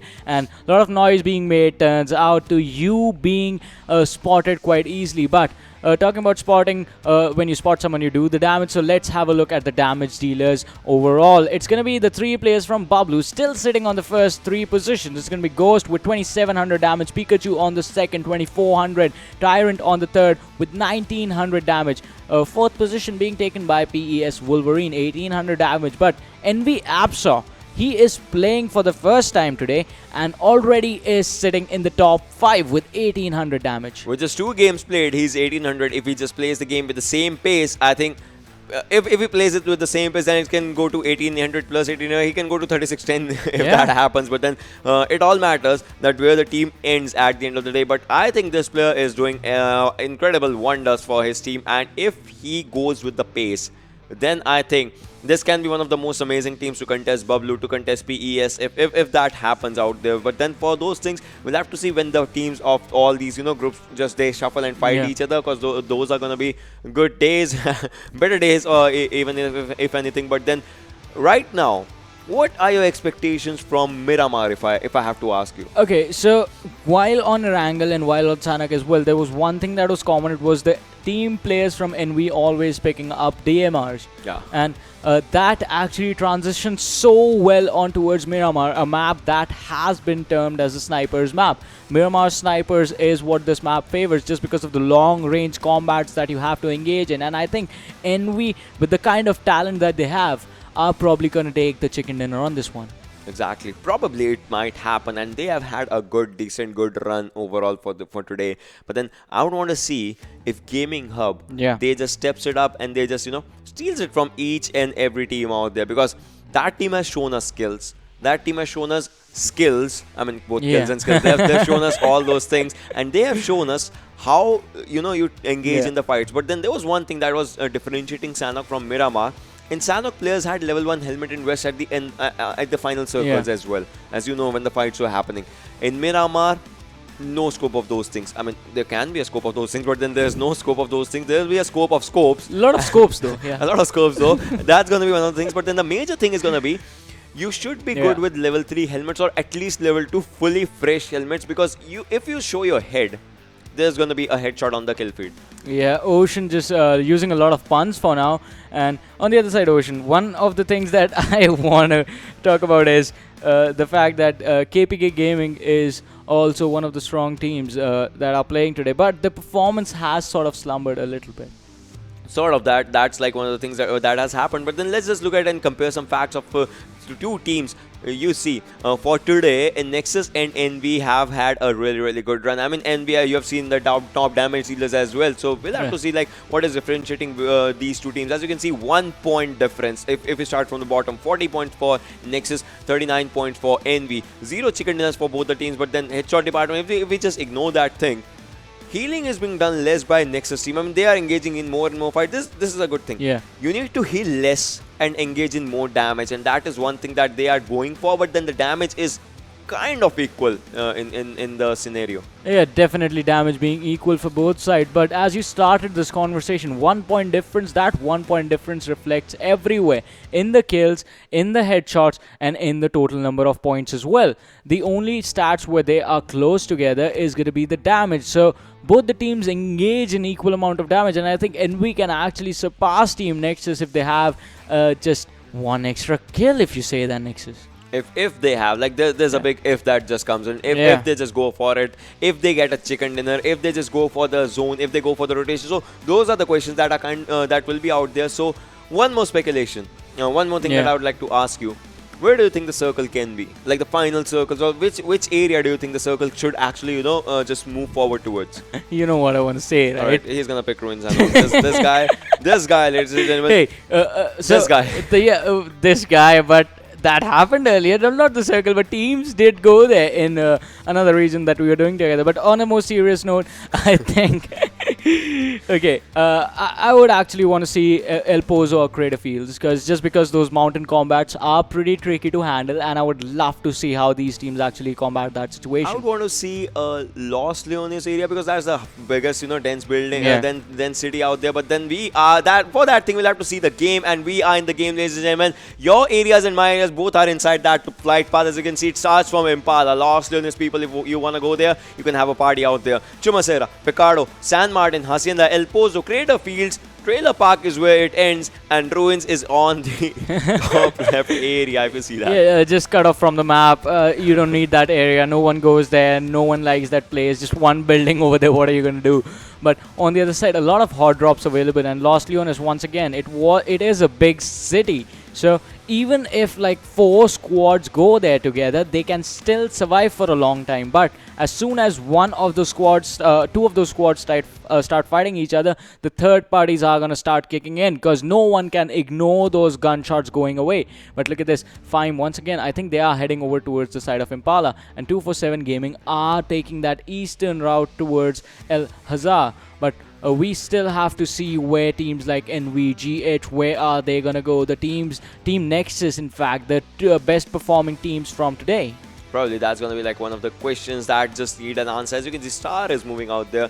I think they are going to Chumacera, as Picardo will be left empty, as no team has decided to go there. So that's just the beauty of the game. You think that opponents are going to go there, and they also think that you're going to go there, and eventually no one goes there. That's one thing. But look at this, Los Leones. The party is going to happen as there are a lot of squads. Los Leones is kind of inside the circle. El Pozo is inside the circle. Picardo, San Martin, Hacienda, those areas are pretty well inside the circle, and so is Chumacera. We'll have to see what happens as the fights are going to start, and the players have put their feet on the ground or on the building, depending on how they want to start this game, and the loots are on the way. We'll have to see if the kills are on the way as well or not. as the players have started their movement. On the screen, ladies and gentlemen, is a player from team number 19, has a Emmer, has a shotgun right now. We'll have to see what happens as North Esports takes the fight. But then after this guy, he has incredible amount of damage right now. The damage that he has dealt. But then there will be opponents that want to go for it. But then NES Snow has spotted a player from Team Oxy, and that is gonna be a bit of a trouble for Team Oxy. As you see, he is down to 50% HP, still trying to make it out in the safer area. And if he plays his cards right, he can be in a safer area, and Snow will try to loot some other areas, as now the situation has been diverted. Yeah, the situation being diverted all towards this team will be forcing them to rotate out of this situation, because once you hand over the information to your opponents, you need to move as well. That is sort of the optimal way of engaging in combat in this game. But on the other side, talking about combat, Oxy's player, Teen Wolf, already taking a lot of damage on himself, has a Mini 14 in hand, a pretty good gun for this map. But if the players from F2D actually spot him out of position, because his teammates were quite far away, he's not going to get a revive. He's just going to be killed off instantly. And VFX, they do not want this to happen. So the two players, they get in a car and they are going to pick up their teammate. But once again, KPK Gaming, their luck with compound, with house fights, has not been so good. Yeah, and RNG is close to them. These teams actually, contested each other's drop locations, but then KPK was forced to move out, and they just went to boot camp in the previous match of Sanhok. But right now, once again, the teams are right in front of each other. We'll have to see what Aladdin does, as Aladdin is on a topper building, like the topmost building out there. He's on the tallest building in this area. We'll have to see if KPK engages in this fight, or are they gonna go for a safer route? Because if your plan A fails, you kind of need to go for a plan B. If plan B fails, you kind of need to, I don't know, maybe camp or something on some other areas. That can be like some strategies that players can go for. And HR Adnan, on the other hand, ladies and gentlemen, from Team HR, team number 10 on your screen, has an M16. Would like to trade it with some other gun as well, because obviously M16 is good for longer ranges. But if you need a gun that is versatile with both longer and short ranges, you can just trade it for M4 or sometimes Scar L, as the long range sprays are pretty much handy out there. Terminator from Team Tough is also trying to go and spot some players, or trying to go and take some loot for him. Has a level 1 helmet, level 2 vest right now. But this area of El Pozo, I think Tough versus HR can happen, or it might not happen, because they are still in the circle and they don't need to do any movements or something. Yeah, El Pozo, the compound rotations are pretty tricky, just because as compared to Los Leones, there is a little bit more distance between those buildings. So you have to be careful as to when you run out, and while running out, you have to be careful. If you get shot at, you need to be able to pinpoint the exact location of where you got shot from. But now Team Oxy, they are gonna go in for those looting times. But once again, a shotgun and a Tommy gun coming into play on the player. But KPK Gaming, they are setting their eyes on RNG. Once again, trying to engage in these fights. KPK Gaming, they have to try this one out. XD, he has spotted out those players, but with that third-person perspective, now falling back a little bit, has the Babe suit on him, and he is going to look to try and find a flank on the players from the side of KPK Gaming. But KPK, they are trying to do the same. Viper is on the back lines, trying to see if he can see someone coming off guard. And once again, Blaze engages in with Venom. He is going to take some damage, gets dropped down to 70% health, has an Uzi in his hands. But now going for those heals, uses a bandage. But he is still not going to be healthy enough. But now RNG, they know that KPK, they are going to be vulnerable. The health advantage, the overall health advantage is going to be in RNG's favor. And if they actually engage, KPK could be the first one to go down. All right, that is something that's going to happen out there. But then look at this. Some details of the game, I'm going to talk about it once again. Some details of the game are really amazing. The Babe suit out there, like they're just flaunting out that Babe suit because it looks good. And even in the map of Miramar, it looks good. Like it binds out with the surroundings, the yellow surroundings out there. So sometimes people, have different closets for their clothes and all, and they just, like to keep it with them for each and every map. They have different kind of clothes and all those things just to blend in with the surroundings and all those things. That's like really, really good thing. RNG's players, on the other hand, just trying to see and find out the area where they can either use their barrel or SKS or some other guns depending on what they have. A grenade will be out there, and yes, the grenade will be picked up just for wreaking out some havoc. If the grenade actually hits in the right direction, it's going to do some damage. Obviously that's going to be one of the things, but then the circle is coming and the players are just 15 meters outside the zone. It's not going to bother them that much, but then the teams that are not inside the circle right now, if we have to look, it's going to be fine, as their drop location was out there in the Impala's area. It can be TG, as their drop location was out there in Torre Amuda. So that's going to be like one of the things that happens. And Eraser has a Thompson right now, Tommy gun at this particular time. It's something different. Like, he has a Tommy and a Vector. That's a kind of a different loot strategy that he's going for in a map like Miramar. Yeah, that is a close... both of them, in fact, are close combat weapons. Vector, Tommy gun, good rates of fire, lots of ammo, lots of bullet being fired. But the range is just not there. The range damage for those guns is like a tickle to some people.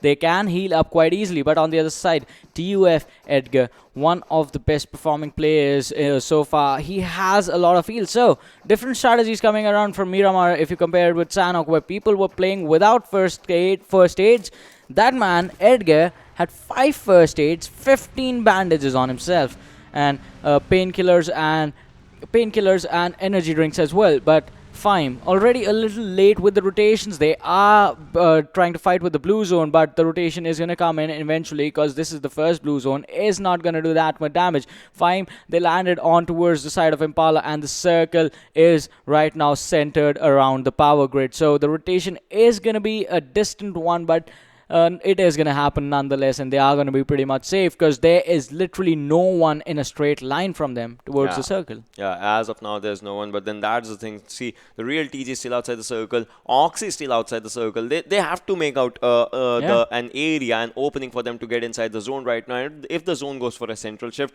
that's going to be something, as all the teams will have to rotate at a constant pace. But if the zone goes to a rightward or a left hand side shift, then the teams on the opposite direction will have to move in fast, and that movement can either cost them their lives or can take the lives of the opponents, as there are going to be so many collisions that's going to happen in the mid segments of the game. But if anything, I think the players of 247 Gaming has spotted some players from team number 7, that is FTF Esports. We'll have to see if the engagement happens, as they have Scar L with just a red dot, and out here this is 6 times a spray that is coming with M4 from the other side of 247 North. We'll have to see what happens, but the spray is not yet connecting.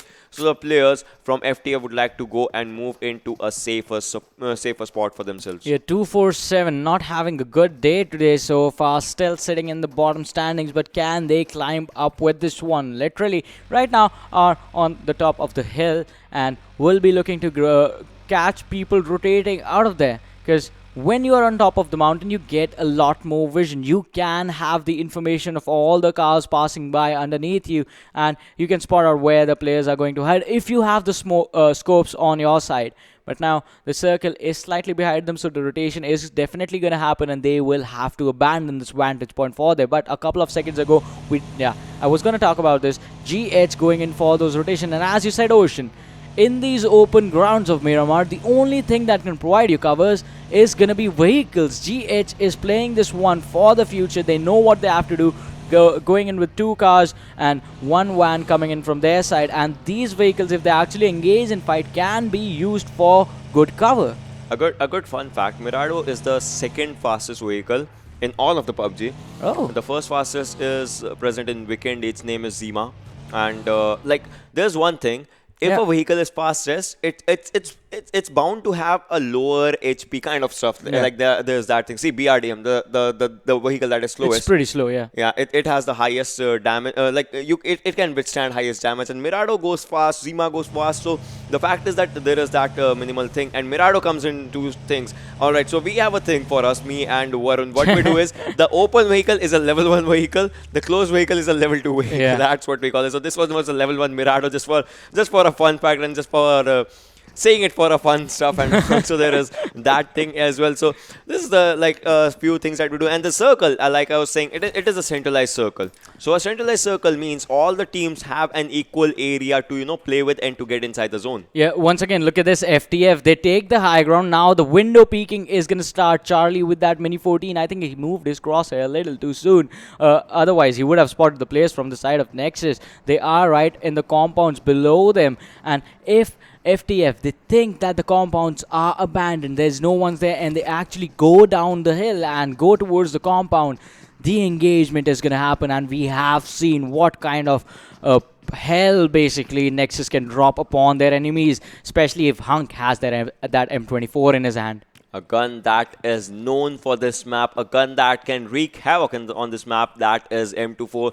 I mean, another fun fact, do you know, like obviously you might be knowing it, most of our players will be knowing it, and it's a homage to the older times. You know, there was a time when M24 used to come in the airdrops. Yeah. There used to be a time when M24 was a specific airdrop gun, but then there was, after one update, they just put the M24 on the ground, and people used to be like, oh, this is easy. Yeah. Have fun, guys. Here's an overpowered weapon that can kill people basically with 2 shots. Or one sometimes, and Yeah. people, and then everyone's like, thanks PUBG, that's all we need. So like that used to be like good old times, and they used to be like really good things that PUBG has evolved through, and I would like to see like most of them might I don't know, come back or like something. So if anything, like guys, I know you are watching the stream right now, just comment down which thing do you miss in PUBG right now, which thing do you want back in PUBG. For me, it's gonna be mini zone or hardcore mode if it comes back. I want the sniper scopes on the assault rifles back again. 8 times, you want 8 times on the AK. 8 times on the AKMs, all that good stuff. That was just entertainment.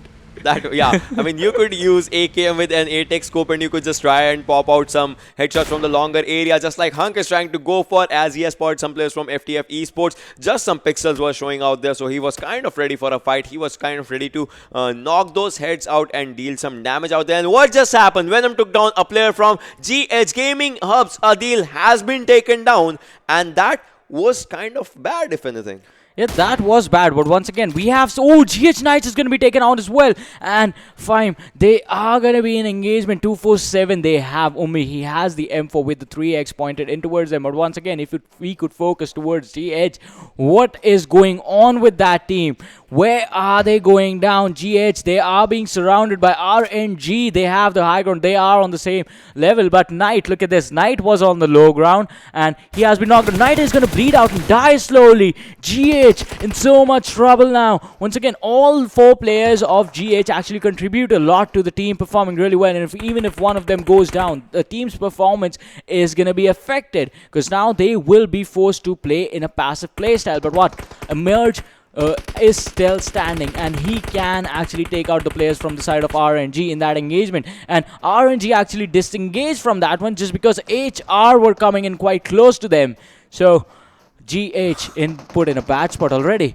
But talking about HR, Oxy is right in front of them. Oxy down 2 players. Oxy is down to 2 players. They are trying to get a revive right now, but then you can see Edgar comes in from behind and takes on 1 player from HFD. That's going to be something, but the Nexus Hunk is also trying to drop some players, and he used his M24 this time, and this time, making no mistake, has dropped down 1 player, and Fine Predator YD has been taken down by 247. 247 Moth once again trying to charge in, barge inside those houses, those little compounds, little shacks, that where he can just try and see some players. Has 0 kills right now, just knocked down 1 player. Can he just go for it? That's going to be a bit of a question right now, as Fime is once again ready for a fight. They are just trying to spot some players out there, and Venom from RNG takes on 1 player from KPK. KPK Gaming, the team that has had a bad run right now. Once again, the bad run still continuing for them, as RNG is wreaking havoc on them. But 247, they are trying to surround the area. As you can see, Najib is moving forward from the right end, left end from your perspective, but from the right end from his perspective. That was incredible, as Mod takes down 1 player. That was Flicker, and I think that was a headshot, and Najib is really close. He can take down Khan out in this fight, and if it does that, I think Fime will be in a bit of trouble right now. But still, the revivals are coming in handy, because right now it's still a cold war. But this grenade, if it hits, it's gonna hit him really hard, and that's gonna be really bad. But then the grenade was falling short, and Najib would like to move backward once again. Yeah, they will like to move back, but is he gonna be allowed to do that? Because Fime once again in the protection of the compound on the other side. 247, the only advantage that they have is there is a lot of area left for them to rotate. They are trying to collapse upon the players from the side of Fime, but the smoke being poked is going to deny them so much vision. Motu, he is being picked upon by Gaming from the side of 247. On the other side, Najib once again drops down to the low ground. Ummi, he is there quite far away. He had an M4 in his hand with a 3x, and as I was saying, yeah, it is. And that gun can do so much damage. Once again, I think M4 is one of the most popular guns in the game right now. Is it? What is it, Ocean? Yeah, it is like it's easier to control. It does incredible amount of damage, and it is like fan favorite gun out there. And it's basically an impressive gun in overall. It's like a proper 100% thing that the gun actually shows out there. And Fimes, some grenades were coming in on the Fimes players. We'll have to see what happens as 247 are looking in really good with the fight. They started the fight. Moto has been taken down by 247's players, and as you can see on the other side, NES players are also trying to take some fights. And out there, 247's one player just drops down. That will be Najib, and Envy Psych has been taken down in the fight of his direction as well. Flicker is giving a revive right now, but look at this. A Molotov just barely misses them with just 1 pixel on the outward direction. So that is going to be something, but right now the zone is not favoring them. That's going to be coming in the favor of Fime, as Fime is on the verge of almost winning this fight right now. One player remaining from 247. Fime is trying to move in forward. 247 Gaming just left out there outside the circle. If the players are not doing the damage, the circle is going to do the rest of the stuff for them, and that is one of the things. But look at this, revive is coming in, but then will that be enough? I don't think so, as one more player drops down. Just final player remaining for 247, and that player should not be taking up a fight right now. He should be going in a safer location, and if it does not, I think there are going to be 4 crates. There are going to be 4 players, and yes, that is what happens as Fime takes out the first squad out there, and 247 makes an exit. Yeah, Flicker putting up an amazing performance, but now coming back to this, and Apso is going to drop one, but they are in a tough situation. There are a lot of squads present in front of them, and TUF is one of them. Oh, he peeks out the window. Can he take the player down? No, he was so low health, but the player from the side of TUF still goes down, and Venom, he is still standing with 40% health, but Deadshot has his eyes set up for, has his crosshair in fact set up for TUF with that M16 in his hand. Venom is going to jump out of the house. One of the players from his squad was already knocked down, but on the other side, NES North Esports, they go in. Snow is going to get these 2 free kills for himself. No, oh, he actually does, but now he's in a bad spot. His teammates are here, but I don't think they realized that Deadshot actually saw them. Deadshot is going to switch things around, is going to take down the Stars and finish them off, them taking an early exit on the 15th position from this game. But now NES North Esports, they just traded places with another team that Envy was actually focused on, and they could be the one. TUF players were down. Just one player from the side of TUF is surviving. And what is this? What just happened? Gaming Hub was taken out of the game at the 13th position. That was something different that just happened out there. We'll have to see which team is going to contest for the chicken dinner right now, as there is Oxy still present for in the hope for a second chicken dinner. There can be a new team in the hopes for another chicken dinner. We'll have to see what happens out in all of these scenarios, as Fime is also looking really fine right now when the fights actually come. Envy can go for an incredible fight, as Envy is trying to spot some players. Mo is on your screen, ladies and gentlemen, with that Scar L is trying to spot some players, pop some heads out. If he can just go for that, but right now he's just still trying to go for a good cover, finding a good cover, and that buggy is looking really good out there in that location. He's just gonna pick up that buggy and just gonna move in forward right now, because that is important for this guy to get inside the circle. 5th circle coming in, 20 minutes almost into the game, ladies and gentlemen, and the circle is gonna do something as Snow was taken down out there. Murtaza just trying to move in forward inside the zone if he can, because the zone damage is gonna be a lot catastrophic right now. NES Sensei, can he just give a proper revive? No, he cannot. The smoke was done, but he was so late on the smoke right now, and Snaker is trying to move and see some players out there. Predator Whitey has been spotted out in the open. 2 more shots and that will be the end of him. But then on the other hand, Khan, 1 more shot, if that hits, that's gonna end his legacy out as well. And I think 1 more squad gets wiped, as Sensei is out there, but Sensei needs to heal. Can he just go for a heal? He's just trying to fight with the circle right now. Moves inside the zone and will be founded by Umar, but then is just 1 HP shot. The single HP saving himself in this particular fight. Can he just make it? I don't think so. The play zone is gonna take him down as well. As you can see, NES Sensei gets down by the play zone. Fire Predator gets down by the play zone. Maxi is doing a heal battle outside the circle. No time to move. No chance to move. KPK Gaming gets eliminated out on the 11th position. 10 teams remaining. 9 make it 9 right now as another team exits. That is F2D Esports. And Adnan was spotted from behind. Maxi just trying to move in forward, trying to loot from this one as well. Fine gets eliminated on the 9th one. This is incredible. This is different.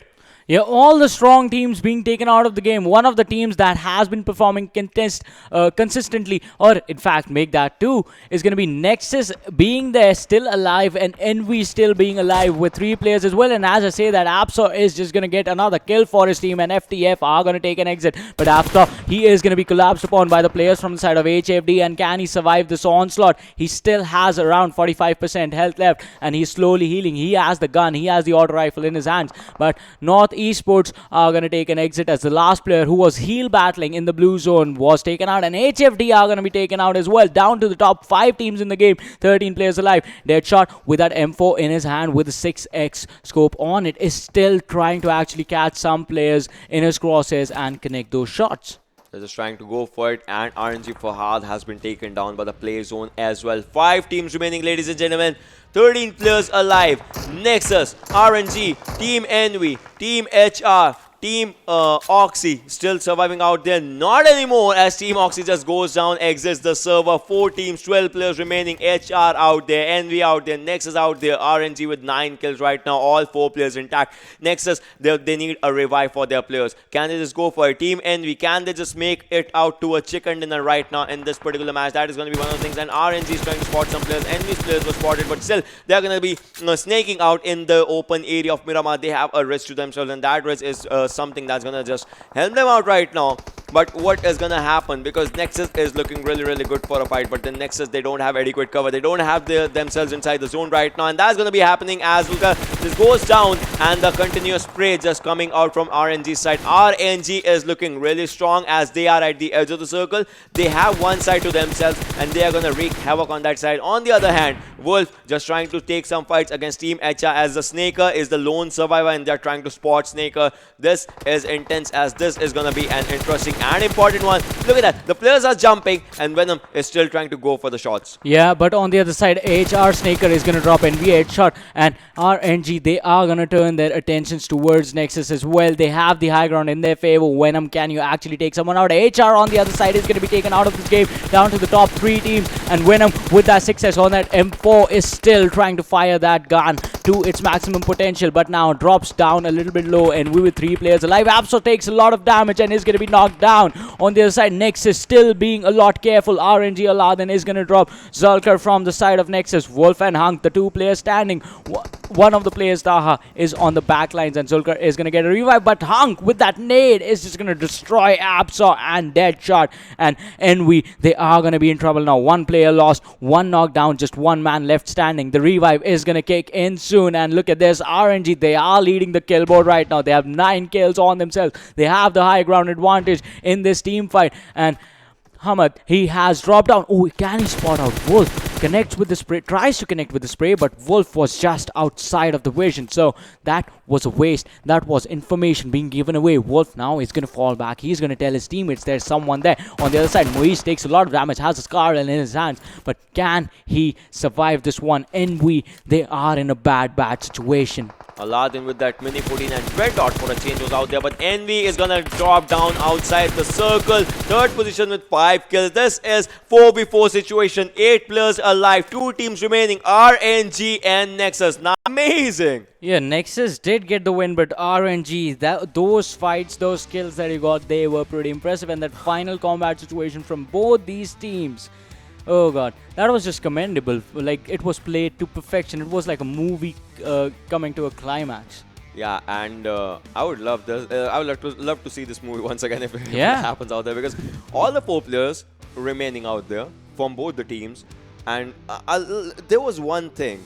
They had the higher advantage, but then Nexus showed us that height does not matter. All that matters is, like, that was impressive. You use a vehicle out there to just distract the players. And yeah, that was a risk. That was in fact a YOLO play, because you charge in with the vehicle, you can be blown up in a matter of seconds. But let's have a look at the MVP for the game. It's going to be Nexus's Hunk with 5 kills, 902 damage, 5.56 kilometers traveled, and 26 minutes survival time. So these players basically survived the entire game. yeah, they survived all of it as they were going for the fights, and those fights were not being outperformed by any other player, be it team, be it 4 players, be it 1 player. They were just trying to obliterate everything that was right in front of them. And out of those, the final 3 players that he took down, those were the 3 kills that got added in this on those 2 kills to make it a 5 kill total for Hunk. And I think this guy actually did some impressive work for the team, for himself, for taking his team to a position that is going to be obviously a top spot in the standings of this match. Yeah, that is definitely going to give them the boost that they need, not just in the standings of the match,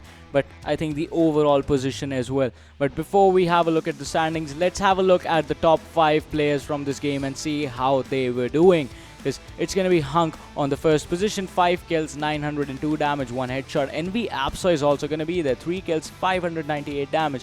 RNG's Venom is going to be there. This was the man that sort of put Gaming Hub in trouble, Venom. And he has 3 kills, 492 damage. On the other end, 4th position is going to be taken by North Esports Snow, 3 kills, 444 damage. And Oxy's Blade is going to be on the 3rd position, 207 damage. One thing that I like is Envy's Abshaw. He's still trying to make his way for the maximum damage dealt and all those things, and he's still just staying out there. His team was eliminated on 4th, if I'm not wrong, and he is still just coming out in the equation from each and every match from time to time. So that actually shows that this guy has the hunger. He has the hunger for kills. He has the hunger for damage right now, and he is really good with his gun capacities.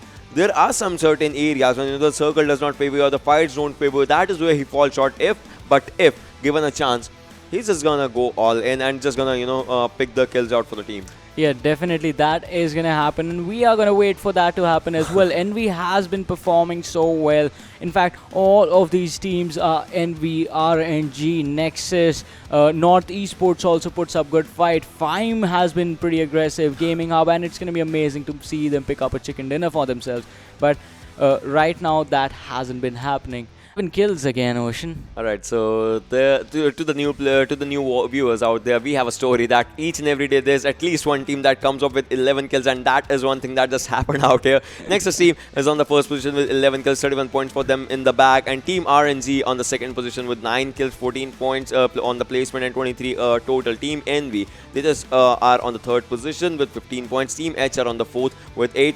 North Esports is on the fifth one. Team Oxy has dropped down. I mean, their first performance was commendable. After that, they are kind of dropping down right now. They're on 6th in this one.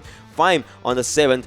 Team HFD on the 8th position, ending up with 7 points for themselves. Yeah, but moving on to the next 8, we will get to see some of the teams that are the big names playing but did not do so great in this last game. TUF is going to be on the 9th. FTF Esports taking the 10th spot. F2D Esports, they step up this time slightly, 4 points being earned from this game. 11th position. Gaming Hub on the other hand ending the game with just 3 points, 12th position. 13 being taken by KPK Gaming. The Real TG is going to be 14th. The Stars on the 15th, and 247 Gaming on the 16th position. So 4 teams just ending the game without any kills quite early on. I mean, yeah, as of now, and Gaming Hub also was, you see, they are on the 12th position. They were going for the fights. They tried to engage the fights, but then the zone was not in their favor, and the rotation that just happened for the team that just, took them down on a bad spot in that particular fight. But obviously, this team, they dominated in the first match. They kind of dominated in the, they did dominate in the second match as they came second in that one. This match was kind of a thing where they'll just, sit back and think. Yeah. What kind of what thing went wrong, and I think they're gonna just come back much more stronger in the final game or so. Yeah, that is definitely going to happen because the last game is going to be played on Erangel. But before we move on to the last game, let's have a look at the overall standings and see where these teams are in the overall right now. Because Team Bablu is still leading the charge, 116 points, first position. Nexus, they climb up so far, second spot being taken away, 71 points to the team. Team Envy also climbs up, third spot, 54 points. LOU Esports on the 4th, Rogue Nation on the 5th, Portal Esports on the 6th, HTeamXRange on the 7th, and Team VFX Oxy is going to be on the 8th. If Nexus has a chicken dinner in the next one, with just 10 kills they're going to be 101, and that's going to be impressive with the team. That will be one of the teams that can just step up to the game of the team that is out there, that is Bablu. And R3D Esports is on the 9. Gaming Hub has dropped up quite considerate with this game. On the 10th, Team Tough on the 11th one, RNG on the 12th, Arkadians on the 13th, RSxTeamx is on the 14th right now, Freestyle on 15th, and Team 5 is slowly and steadily trying to pick up the pace on the 16th position. Yeah, moving on to the next 8, we will see the teams that are going to be trying to push as 21st position Team HR, and 22nd FTF Esports, 23rd is going to be the Real TG, 24th is going to be taken by FalaQ. And moving on to the last, the Danger Group, the teams that will just be happy to qualify, it's going to be 25th the Stars, 26th being taken by HTeamXRange, 27th being taken by Blacklist 2, 28th being taken by HFD, 29th position is going to be given to 247 Gaming, 30th position F2D Esports, 31st position is going to be KPK Gaming, 32nd is going to be Team Aqua. As of now, these are the standings right in front of you, ladies and gentlemen, boys and girls, and the major factor is going to be this is the standing from 25th to 32, where even a single point matters. Yeah. Some teams qualify with just one point. Some teams this is let go with just 1 point. So those slight bridges, the slight hiccups that each and every team kind of faces in one game or the other, those are the things that each and every team kind of needs to focus on. I mean, obviously, see, not each and every team can stand at the first position, but then not each and every team can come up with the last. Each and every team has that capability, and we know that each and every team with the gunpowder, with their skills, if they are at this in these top 32, they have it in them. They can just stand up against the competition. They can obliterate the competition, but some minor hiccups sometimes come. I actually agree with that. Just to get here, you have to fight your way to thousands of other squads and multiple number of games to that as well. And now you are finally here. It is time to put up your best performances. You can't slack off in a single game, and you have to fight for that.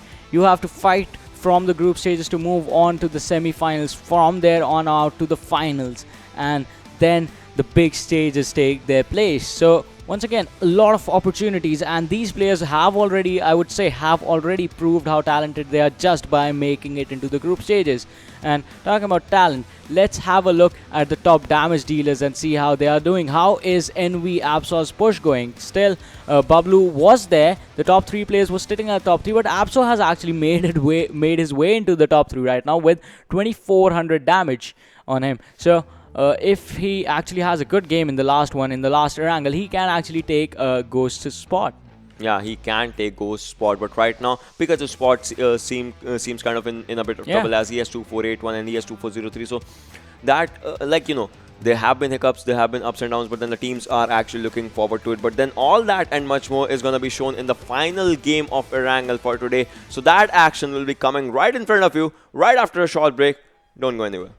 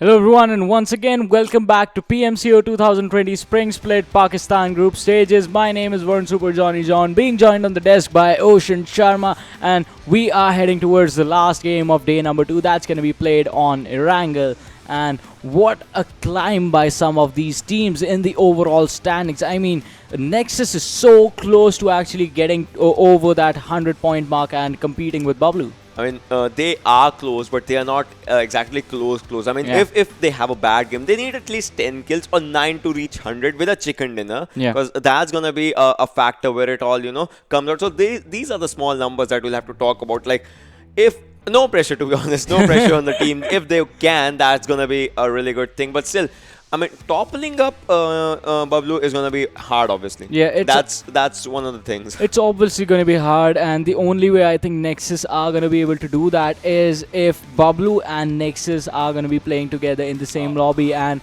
then Bablu actually gets taken out. So, spoiler alert, that's happening soon. Like that is obviously going to happen soon. But moving on, the last game of Erangel. The last time as well, yesterday on the second game of Erangel, things sort of changed around. One thing that did not change was that Bablu took the chicken dinner. Yeah. Apart from that, the drop locations did change from some of the teams. But we are in the game, ladies and gentlemen. Let's see where the playing path is and how do it all happens. As you can see, from Lipovka Yasnaya to Primorsk. I mean, if a team wants to go to the military base, they can go there. If they want to go to Novorupna, it's kind of hard, but yeah, you can just climb, glide, or you can take a vehicle from Milta. It's like you need to take the show the drop locations and all those things. I feel like Google Maps. You can take a vehicle from Milta or a bus, or you can just go to Novorupna or something.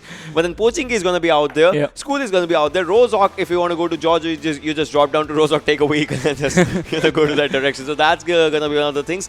Let's see which team goes out there, because each and every team knows the location of their opponents, as they have already played one Erangel. Yeah, but hot drops like the Georgia City, where we do see a lot of teams go. Georgia Pole, the container areas, Gatka is going to be available, but you will have to glide for that, and that is going to result in a later drop. On the other side, Ferrypriya, Primos, two of the safest locations on the map, they are pretty much going to be available to you. But GH once again heading towards the side of Milta, and we have to see if Envy, are they going to go in towards the Novo area again and go for the contested location, or are they straight up going to go for the military base, which was abandoned the last time, but this time, Star, they are already heading towards the military base area. Yeah, I mean, they are trying to go for the fight, but Envy, I think, is going to go to their own drop location, unfazed by if a team goes to that area. I think after they loot that area of Novo, they are going to head to military base to see if they find a potential fight or not. But then look at this, where the plane path was not present. The zone is out in that Georgia Pole area, Georgia Ruins, all those areas. So that's going to be one of the things. But then on the early engagement, the fights happened, and this is not going to look really good, as Pistols comes into the equation, and the players have just been taken on 247. Once again on the screen, ladies and gentlemen, they are on the Rozhok area, but will they be engaging in a fight with someone out here? Let's find out. Yeah, pistols can be pretty deadly as well, and especially if your opponent does not have a single gun. But a huge cluster of teams has already formed in that Pochinki School, Rozhok area, and Yasna as well. There is one squad present towards Yasna. But look at this. Oxy, they have decided to go for the Stalber-Kamishki split. Once again, we have seen this strategy, the same strategy, coming in from teams from other regions as well. On the other side, RNG have taken control of Lipovka for themselves. Milta Power going over towards the side of GH and Milta. There is another squad present there. It's going to be fine. And on the other side, Novo this time around, and we do take control of the location. HR, they are a little bit later on the rotation, so they are going to be in trouble, because the two players are split up by that river right in between them, and they are going to have to be careful, because if they get engaged by Fime, if they get engaged by Envy, then those two splits are pretty much dead. Yeah, I mean, that's like one of the things that's going to happen out there. But then look at this. There's just one team that is going to the Georgia Pole area, that has already reached Georgia Pole area. So if anything, we'll have to see what it brings for them, because they are going to be easier in their rotations. And NES on the screen, ladies and gentlemen, North Esports making their way in the school apartments. They are going to loot out here without any contestation for now. But then the contestation is going to come when they'll have to go for their rotations. Level 2 helmet, level 1 West, level 1 backpack right now. Okay, this is one of the things. Level 1 backpack is good if you want to go for the early stages. Yeah. But I don't know, for some people, for me as well, sometimes the backpack always feels full. I just want to be like, I want more than more than you have already. more than level 3 backpack as well. Sometimes it's like, no, I want more stuff in my bag or something. Yeah, exactly. Because you end up filling it with so much ammo, and then you're like, wait, where's the spot for heals? That's just greed. That's just Dude, okay, so a little backstory, a little personal story. I was playing with Ocean a couple of days. Nope. The man died, and I think he had like 2x scopes, one red dot. He had an 8x, a 6x, a 4x in his scope as well, in his backpack as well. I died, but still I did an incredible 1v3. I showed you once I recorded it that I did. Alright, I died because this guy did not come to give me an adequate cover fire. I was in Georgia Pole doing a 1v3, 1v4, and this guy was out there in Ferryfair or Primos looting out. I was in Primos, and I still ended up getting a chicken dinner. Shut up. I hate you. I hate you so much right now.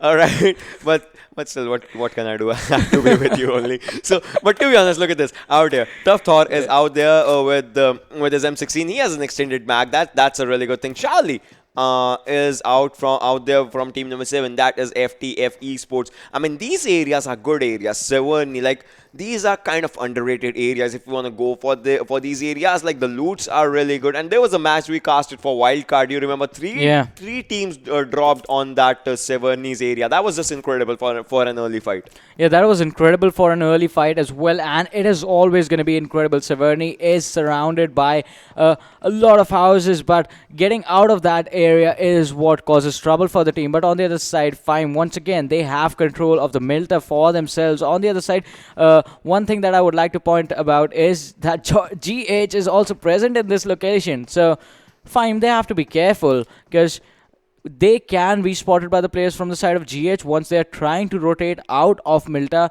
and Milta power, but they can spot out the players, and that engagement can happen at any moment. But I think that's not going to happen for now, because just because of where the circle is, both the teams will be looking to rotate into the play zone as fast as they can, and we'll be looking to be safe. On the other side, Envy is in front of us, and Novo is their place. Novo is their home ground. Yeah, and then this is a squad, the FIME squad for the players, for the viewers out there, and we'll have to see what this squad does right now, because see, this squad has had a lot of expectations on themselves. They've had a lot on their shoulders, but if anything, they are still fan favorite, crowd favorite team out there, and we'll have to see if they pull off a miracle out in this particular game. Star, on the other hand, trying to go for their rotation from the bridge side area, and Gatka is still empty, as you can see on your screens, ladies and gentlemen. The zone is coming, and Team Oxy, starting from their Kamishki Stalber loot, they are trying to make their way inside the circle right now. RNG started from Lipovka, trying to make their way inside the circle,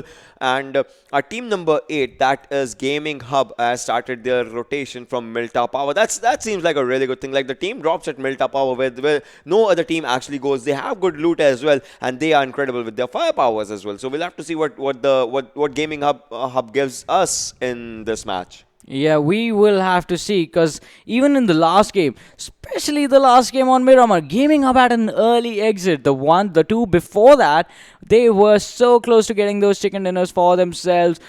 In the first game on Erangel, they were stopped quite early on in their sort of the wrecking job that they were on. On the second one, they finished second, but in Miramar, the exit was so fast from the side of Gaming Hub. I think it was the 12th position that they finished the game on. But this time on Erangel, they will have their eyes on that chicken dinner, because the performance from this team has been incredible. On the other side, another team that we should be looking out for is going to be Nexus, because Nexus are sitting on the second spot right now. Yeah, they are sitting on the second spot right now, but then how far, they can just take the game off this one, because there's just been one casualty so far, as the first person just dropped down with a pistol. We'll have to see what happens, and Car 98 coming into the equation as Emma is trying to use it on the players of 247. Let's see what happens. But look at this, FIME is trying to go for a rotation. They are trying to get into the zone. I mean obviously they are in the zone right now, but then they are just trying to go to find a safer spot where they can just chill for a while, plan their strategies, and then plan their movements. And I think they have just found out a place, as Flicker is just sitting out there alongside Motu. Let's see where the team actually leads themselves. But then one thing out here, Maxi on the screen, ladies and gentlemen, with that M4. We'll have to see what scope does Maxi have as they are trying to go for a fight. And Sensei has been spotted, and so has been Moth from 247 and NES. Yeah, the players being spotted out by the players from North Esports is definitely going to put them in some trouble. But they can be happy about the fact that they are not being engaged upon. On the other side, talking about engagement, one thing that can help you is going to be the AUG coming with the first airdrop, the level 3 armor being there, the level 3 helmet, and the level 3 backpack as well. So, 3 things, actually 4 things that put together are just going to make you into a monster. Exactly, that's the word that there is. But then it all comes at how you're going to use it. And look at this. Yeah. The circle has taken a rightward shift. So that means the teams that just went to the Georgia poll thinking that the circle is going to stay there, have to move in. And Rozok seems like a feasible area, so the fight's going to happen. And exactly 247 Gaming coming up with the first knockout there with an M24. And look at this, 247 is just moving and charging in forward right now. Another M24 comes in the equation, and if the shots hits it, it does not right now. Gaming, but the has been given, and you guys need to charge in, and I will just try to use my snipers to its maximum. And talking about maximum, you can see Maxi on the screen. The revival has been given to Sensei. He'll try to be safe as he can, but if Amber just tries to take out the player that is Gaming, because Gaming has an M24, he has a 4x scope, he can just pop the heads out and he won't be worried about any other thing in himself. Yeah, he's definitely looking to pop out the heads, but Emmer, as he was peeking the window on the other side, 247 Mount was taken down by Snow. Snow has taken a lot of damage, but the first aid is going to kick in. He's going to heal up to 75% health in no time, and as I say that, he does it. On the other side, Mount, he is going to be in so much trouble now. Gaming with that M24, with that 4x, is still trying to spot the players on the back of the house who will be peeking out in a little bit. Emmer, he has taken a lot of damage. No more first aid, just bandages and the energy drinks to come into play. But 247, they are being flanked upon by the players from the side of North Esports, and the Car 98 is doing so much damage. On the other side, Punjabi, he has taken so much damage. He is so close to dying. North Esports are just charging in. They do not care if you have an N24 with you. They do not care what guns you have. They are coming in for 247 right now. North Esports is just trying to move in as forward as they can. Look at them out in the open, but still not faced by their opponents, just going for it. And one player, Najib, goes down. That is the first engagement out here on the side, from the side of North Esports, as they are just moving forward. Punjab was low on health, and he will be dropped out and will be finished in just a hint of second. And look at this, a grenade comes in. Emma is so low on HP right now. He needs to be focused right now. But look at this, F2D is taking their fights from another team. That is going to be team number 15. We'll have to see what happens out in this particular fight, as HFD is looking really, really strong right in front of right in front of the second team of F2D. But then look at this, Najib is bleeding out. No scope of revival. 247 Gaming is moving on his own direction just so that he can just survive for a bit longer. Grenades are coming into the equation right now, and Ume is gonna go, and I think one player has been finished. It's just one last player from F2D. If he gets spotted, it will be the end story. But the big question is, will F2D be eliminated first, or will it be 247, as both of the teams have just one player surviving for themselves? Yeah, but F2D, the player has run away off in the distance, and the second last player is going to be taken out as well. On the other side, Ruins is an interesting area to choose to fight it out. If you have the high ground of this ruined castle, you are going to be at an advantage, but the downside, the trade-off is going to be that utilities being thrown at you are pretty much going to be focused on you, because you can't rotate that much of a distance. If there's a Molotov in one end and a nade comes in, you will have to basically jump down from there. On the other side, 247, another person being taken out of this game permanently. But now, fine, they are trying to spot out players on that upward hill right in front of them. Flicker, he has a Scar L in his hand, but how much can he do with this weapon? Scar L, it used to be one of my favorite guns in the game before I actually learned how to play properly. Oh, so you mean if a person does not know how to play it properly? No, not that. Did you mean it like that? There are a lot of weapons whose recoil is harder to control than a Scar L. That is so gunninist. even you know you are the one who runs Alright, around with we are not talking about me right now. Let's just you run get around into with the a game. sniper in your hands all the time. Let's just get into the game, ladies and gentlemen. On the other hand, you can see it's a lovely day on the Erangel, and the fights are happening on a lovely day. We'll have to see what happens. A grenade just comes in, and that grenade can do some damage, and it does some damage on the opponents as Tough is looking ready for a fight right against KPK. And this is KPK's weakness, if you just talk about it, because KPK, whenever they are being surrounded, they just don't have any information of to where to go, and that is one thing that they lose their game on. Eraser on your screen, ladies and gentlemen, has 40 bullets.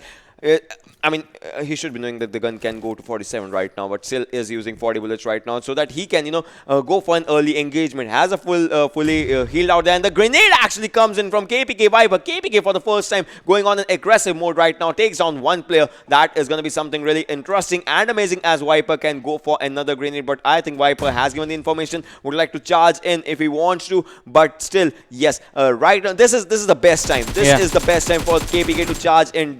Should not go for this engagement. Just go inside the house, ram your vehicle, ram yourself, and just go in barging in. Viper's grenade takes down two players. This is the high time right now as the team number 20 of TUF is in a bad situation. But look at this, Fime just eliminates one squad out there. That's going to be Nexus. Ooh, What just happened? Nexus was taken out of this game already, and we were talking about what that team was going to do. But that was incredible. Another grenade comes in. That grenade can do some more damage. Yes, it does, as Terminator has been taken down. I mean, the throwables are coming in, and in another equation out in front of you can see Edgar is also low on HP right now. Edgar is on good HP, but then Venom, he can be spotted, but then a third party can come in. Yes, Star is out there for the third partying. Star is ready for the fights. Star has surrounded their opponent. That is going to be Tough, and Tough is in a sandwich situation. Eraser has moved in forward. He can drop a Molotov. That Molotov can do some damage on that area. I think he knows it. He knows it. He drops a Molotov. The Molotov, it has just left the team on just one direction. You can see Thor is burning out. That is going to be a bad situation. Eraser on 1 HP. He is just trying to go for the first aid as he has dropped down two players. Terminator also goes down. Viper is trying to move in,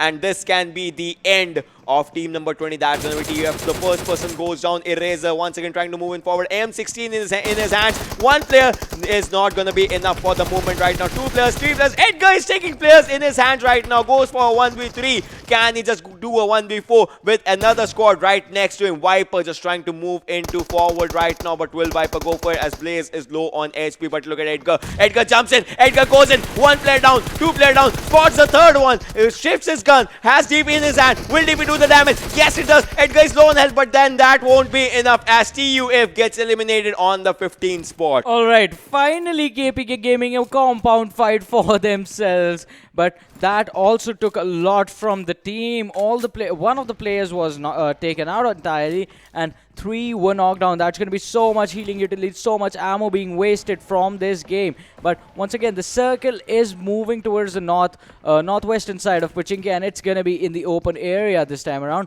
But Star, they are in that warehouse, they are in that shed for themselves, and Invi with a nade are just going to wreak havoc on the players from the side of Fime. They are on the low ground. Another Molotov is going to come in, but the players are going to move back, and the revive is going to come in at any second. Envy on the other side, they have one of their own knocked down, and Flicker is going to be knocked down as well. Kaim Khan, can he go for a flank for his team? Because if he does, then Envy is going to be in trouble. Dead shots popping off that smoke just for some cover. On the other side, Moise, is he going to get the revive? He's being dropped so low, and Khan is doing so much damage. Light is going to be taken out as well, and Envy, they are in a bad spot now. Khan is going to finish off Moise. He has been taken out of this game once again. As I say, Light was knocked down in the same exact spot, and Light is going to be taken down by Fime Motu. The flank is working for the Fime, and Envy, they do not have any other option but to run away from this one. With the car is being shot at. Can they get away? One more player being taken down. Envy Absa is going to go down as well, as Rams comes in from the side of FTF and finishes him off.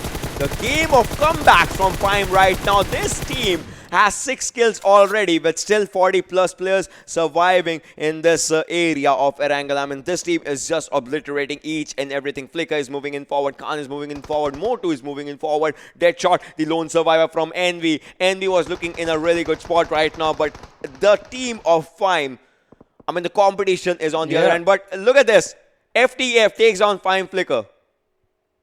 that is gonna be something really, really bad. As see, they were not ready for this. They were taking their fights right in front of the other things, but then 247 Gaming, the lone survivor, the solo person out there, and there's gonna be something as Reaper is trying to move in forward. They don't know that there is just a solo survivor. Another team can get their exit from the server right now, as 247 Gaming will be spotted, will be shot at, and he is on the outer edge. He's inside that shack, and the grenade has been done. The grenade inside that area, they're gonna go for it. The grenade has been done. Do they know or do they not know? Yeah, okay, so they kind of knew, and that smoke, okay, that was a smoke. That was smoke. Imagine if he had put up a grenade, they would have taken him down, and all four were looting his crate. Imagine. Oh boy.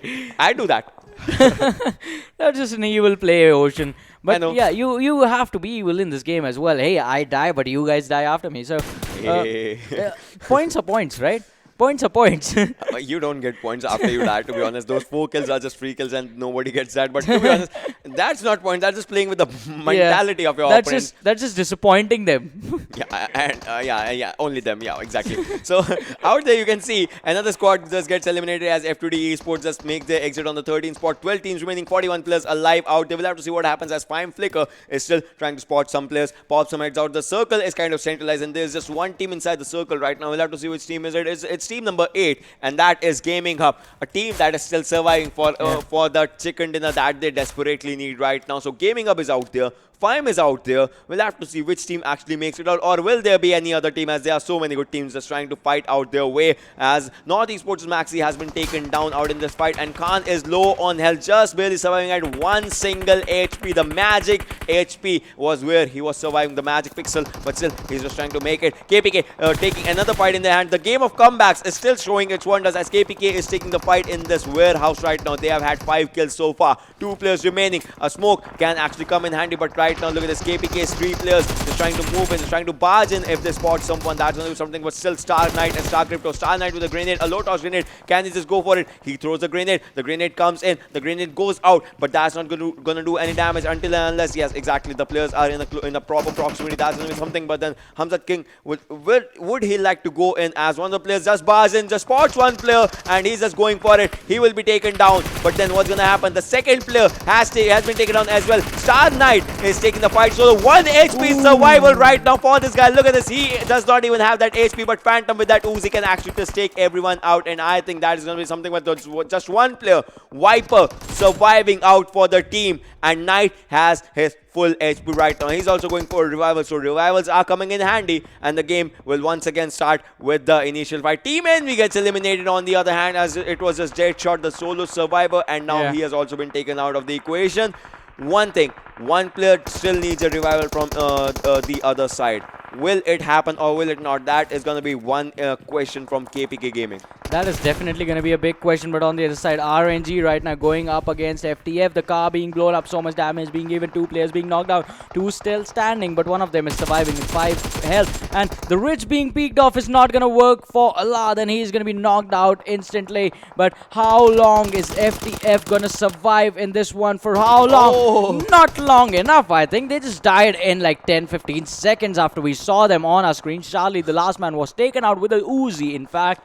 And once again, KPK Gaming versus Star, this combat has come to a standstill. KPK Gaming played this one really well just to delay this entire situation, because Star, they were playing with a man advantage in their favor. But from now on out, both the teams are gonna try and disengage from this one. KPK, the smoke's being popped. Look at that smoke being popped. It's like, I don't know, it's winters. The zone is not going to be on them. That's going to be one thing after this. The zone is going to shift from them. And look at this. Look at this. TG just taking down players. Smelly Socks is going to give the taste of his gun to his opponents. And Team HFD gets eliminated out there. But then team number 19 is out there. North Esports in a bit of trouble right now, as TG's players are just going all in. Smelly Socks, his one gun is wreaking havoc right now. And Will Blaze like to move in. Will Blaze like to charge in. That is a smoke right now. A pretty good strategy for the players to take them down on the back end. And that is going to be something. Look at this. They are not in the circle, so they'll have to engage in the fight right now. And they are going for it. Blaze is taking that TP, but then look at that. Look at that peek. He knows that there are players out there. Will he try to go in? Will Phantom go in? That's going to be one of the questions. As Monster is also trying to go in. He's just trying to go for a flag outside the warehouse. What's going to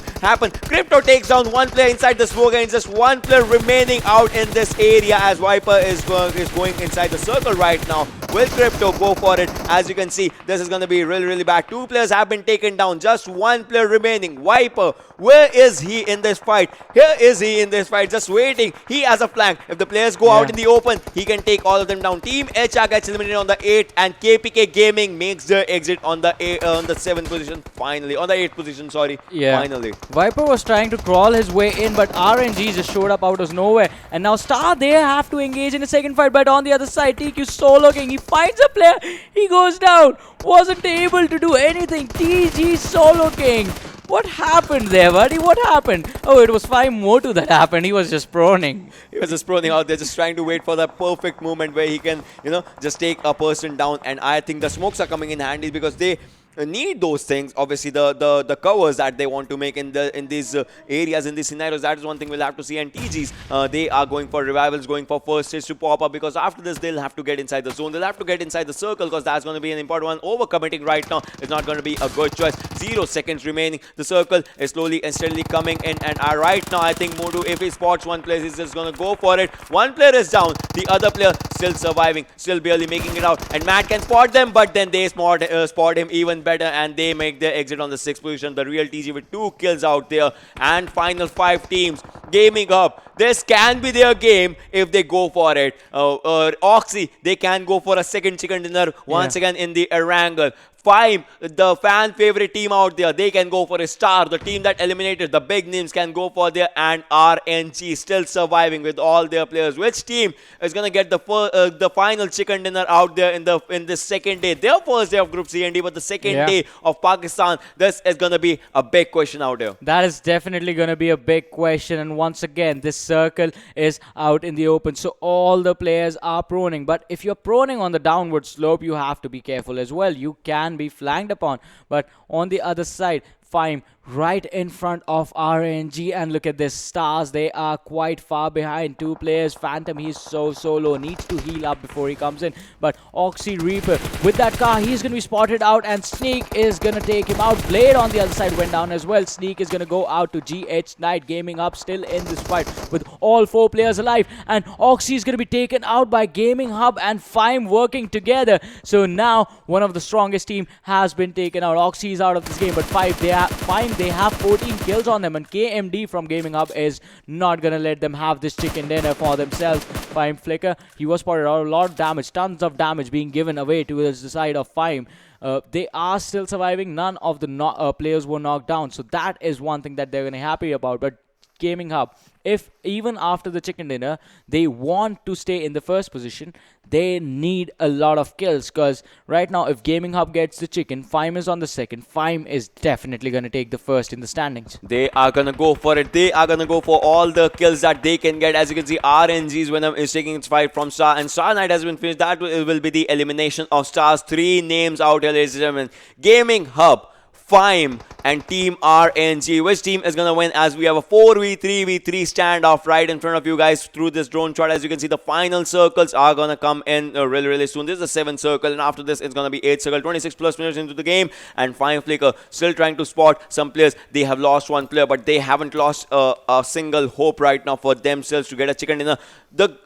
The backpack has been taken down. That in these stages, these are the early stages where you should not be dropping off your backpack. But still, that is actually coming in handy. As you can see, 1 player has been taken out. Gaming Hub is down to 3 players as well. 9 players remaining. 3v3v3 situation, ladies and gentlemen. What's gonna happen as Hums is trying to move in forward. Modu is trying to move in forward, and he has his players ready. You can see Fime is in a sandwich situation. RNG's players behind them. There is Gaming Hub right in front of them. What's going to happen? If they just pop up 1 single bullet, that's going to change each and everything for the team right now. Motu can spot some players of RNG, but a grenade comes in near to Flicker, takes his health down to 70 HP right now. That grenade was good. It could have been much better, but right now, if Adil goes for another grenade, I think Flicker will understand that they have spotted his location. But look at Adil just trying to move in forward. Gaming Hub moving towards a chicken dinner as they just take him down. Flicker has been taken down. The kills can be stolen out there, but Adil is still trying to go for a grenade once again. A grenade can come out there, but yes, exactly, the kill gets stolen out there. This is just gonna make Gaming Hub more and more angry. You cannot just go for it, as Gaming Up They have 6 points right now. Yeah. They could have had 7. But still, you know, RNG comes into the equation. RNG and the team RNG comes into the equation right now. And that was one of the things that just happened out here. Fime sneak. Can he just sneak his way to the chicken dinner? They have sneaked their way to 14 points right now. 14 kills for the team. It's a big number when you talk about these scenarios. Adil, he has been spotted just to 1 HP. Does not have any healing for himself. Will be taken down in an incredible way. Venom is doing much more of a damage. But Sneak this time takes down one player for Gaming Hub as well. It's just Knight. He is the solo survivor. Can he just take it for his team right now, or will the team be eliminating on the 3rd position? He also does not have a backpack on his back right now. What's gonna happen as RNG goes for a fight? Fime gets eliminated. I think RNG is gonna be with this win for themselves. But look at this thing, Knight, the solo survivor, 1 versus 2 situations, and it is gonna be the exit for Gaming Hub. I mean, the player just stood up and the player just went down. Yeah, Knight was in a pretty bad situation. A 1 versus 3. It is pretty hard to clutch those one out. But taking out Fime was a pretty big deal for them. Just because Fime had a lot of points, and I think they ended with over 20 points already in this one.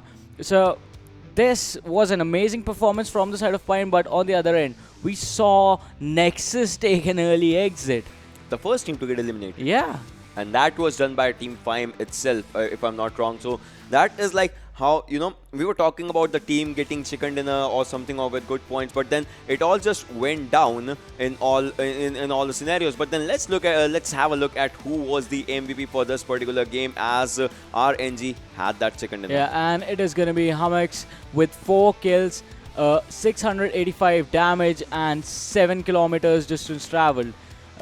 But once again, the entire team for RNG actually put up an amazing performance in this last game, and that was important. RNG in the previous games, they were sort of putting up middle of the table numbers, but this time around they are actually going to be able to make the push on the overall table. I mean, yeah, I mean, that is one good thing. I mean, they were doing a nominal performance, but then this chicken dinner, it just shows that the boys played well. Yeah, it just shows that the boys played really well this time around.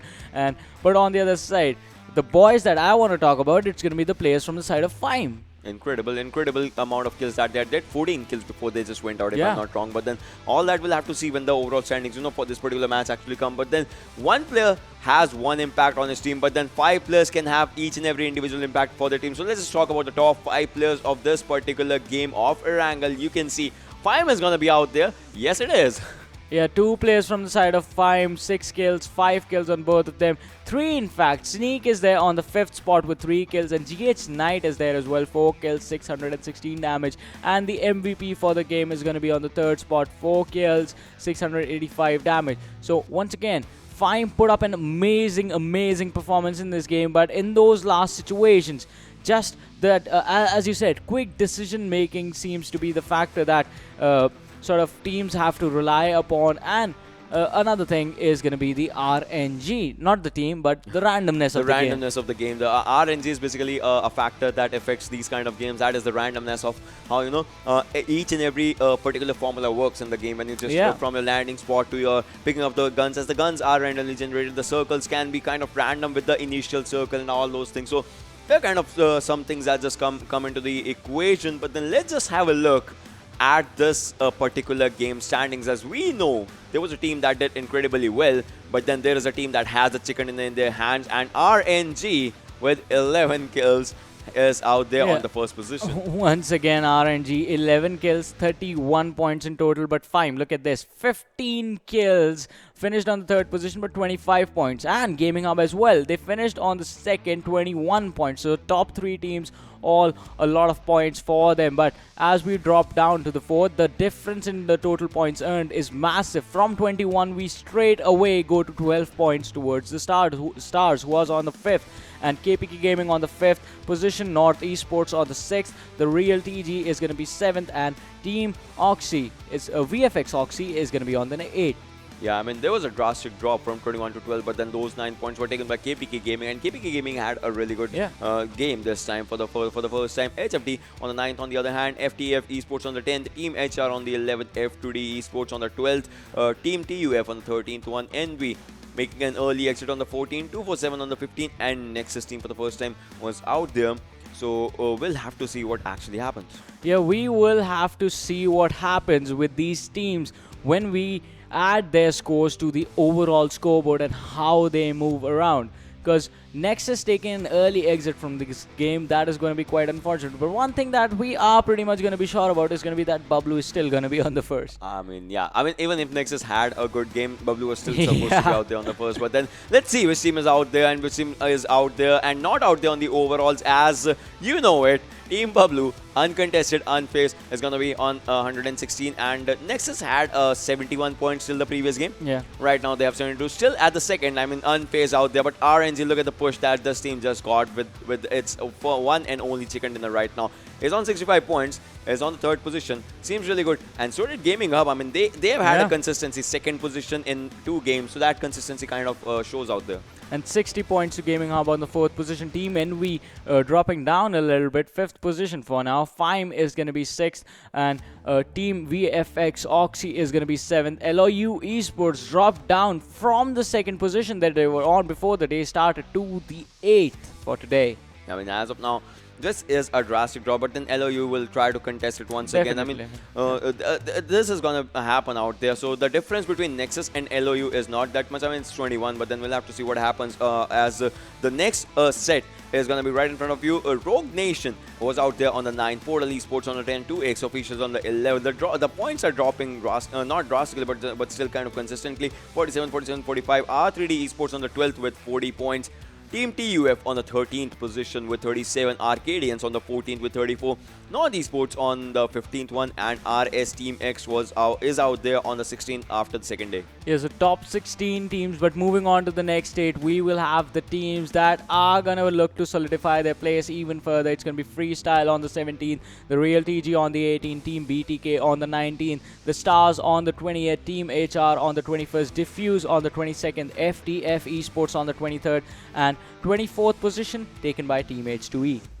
Yeah, but then the final, the danger area that's gonna be out there. You know, HFT on the 25th. I mean, the teams are still climbing up. You can see the green arrows out there. KPK, impressive gameplay by KPK out there. I mean, was not out in top 5 or something, but still with their kills and all, they just managed to sneak into that position. FalaQ on 27th, HTeamXRange on 28th, Blacklist 2 on 29th, 247 Gaming on 30th, F2D Esports on 31st, and Team Aqua, team that has the potential.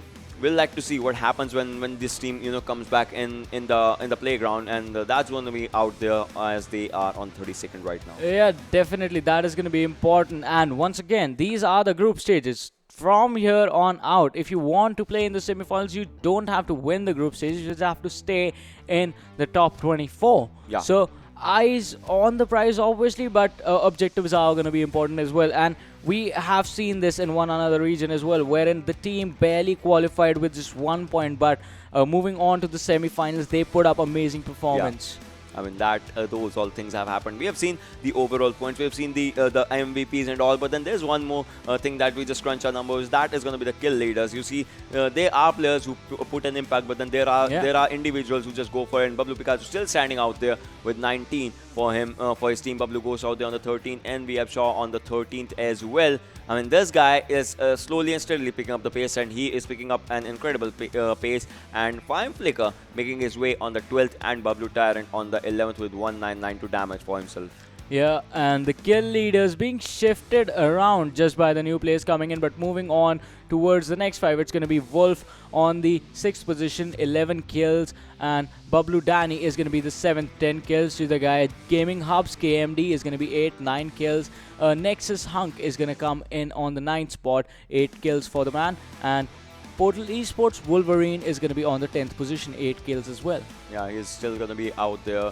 PES has had a good run. I mean, they have dropped a few points today, obviously because they were not playing today, and they'll try and contest this position tomorrow, starting because maybe they'll be playing or not. We'll just know it. Yeah. You'll know it. I mean, it's all surprises, but today's games were fairly different from yesterday's games, because yesterday there was a pure domination. Today it was a learning curve to all the variants. I mean, there were teams that were really good. FIME did really good. NV did really good. Gaming Hub did a consistent job out there. RNG by winning the final game, they just KPK had an impressive learning curve. So today's games were actually really, really amazing, to be honest. Yeah, today's game were amazing, but one thing that we all have to remember is that we still are at the starting stages of this group stages. And once again, if you guys liked our casting, you can follow us on our social medias, Varun Super Johnny John at iSuperJohnny and Ocean Sharma at Ocean Sharma. I mean, yeah, and that is real name, to be honest. So yeah, like people actually Google me and they say Ocean Sharma real name. And it shows Ocean Sharma, and they're like, no, Ocean Sharma PUBG real name. It still shows Ocean Sharma, and they're like, but okay. if you use my phone to Google it, it shows something else. Yeah, on his phone it shows maths teacher. I don't know. Yeah, there is that thing. But so, yeah, this was a funny little detail. Yeah, this has been an amazing day. You guys have been an amazing audience. We'll be back with more action-packed PUBG Mobile. Take care. Good night.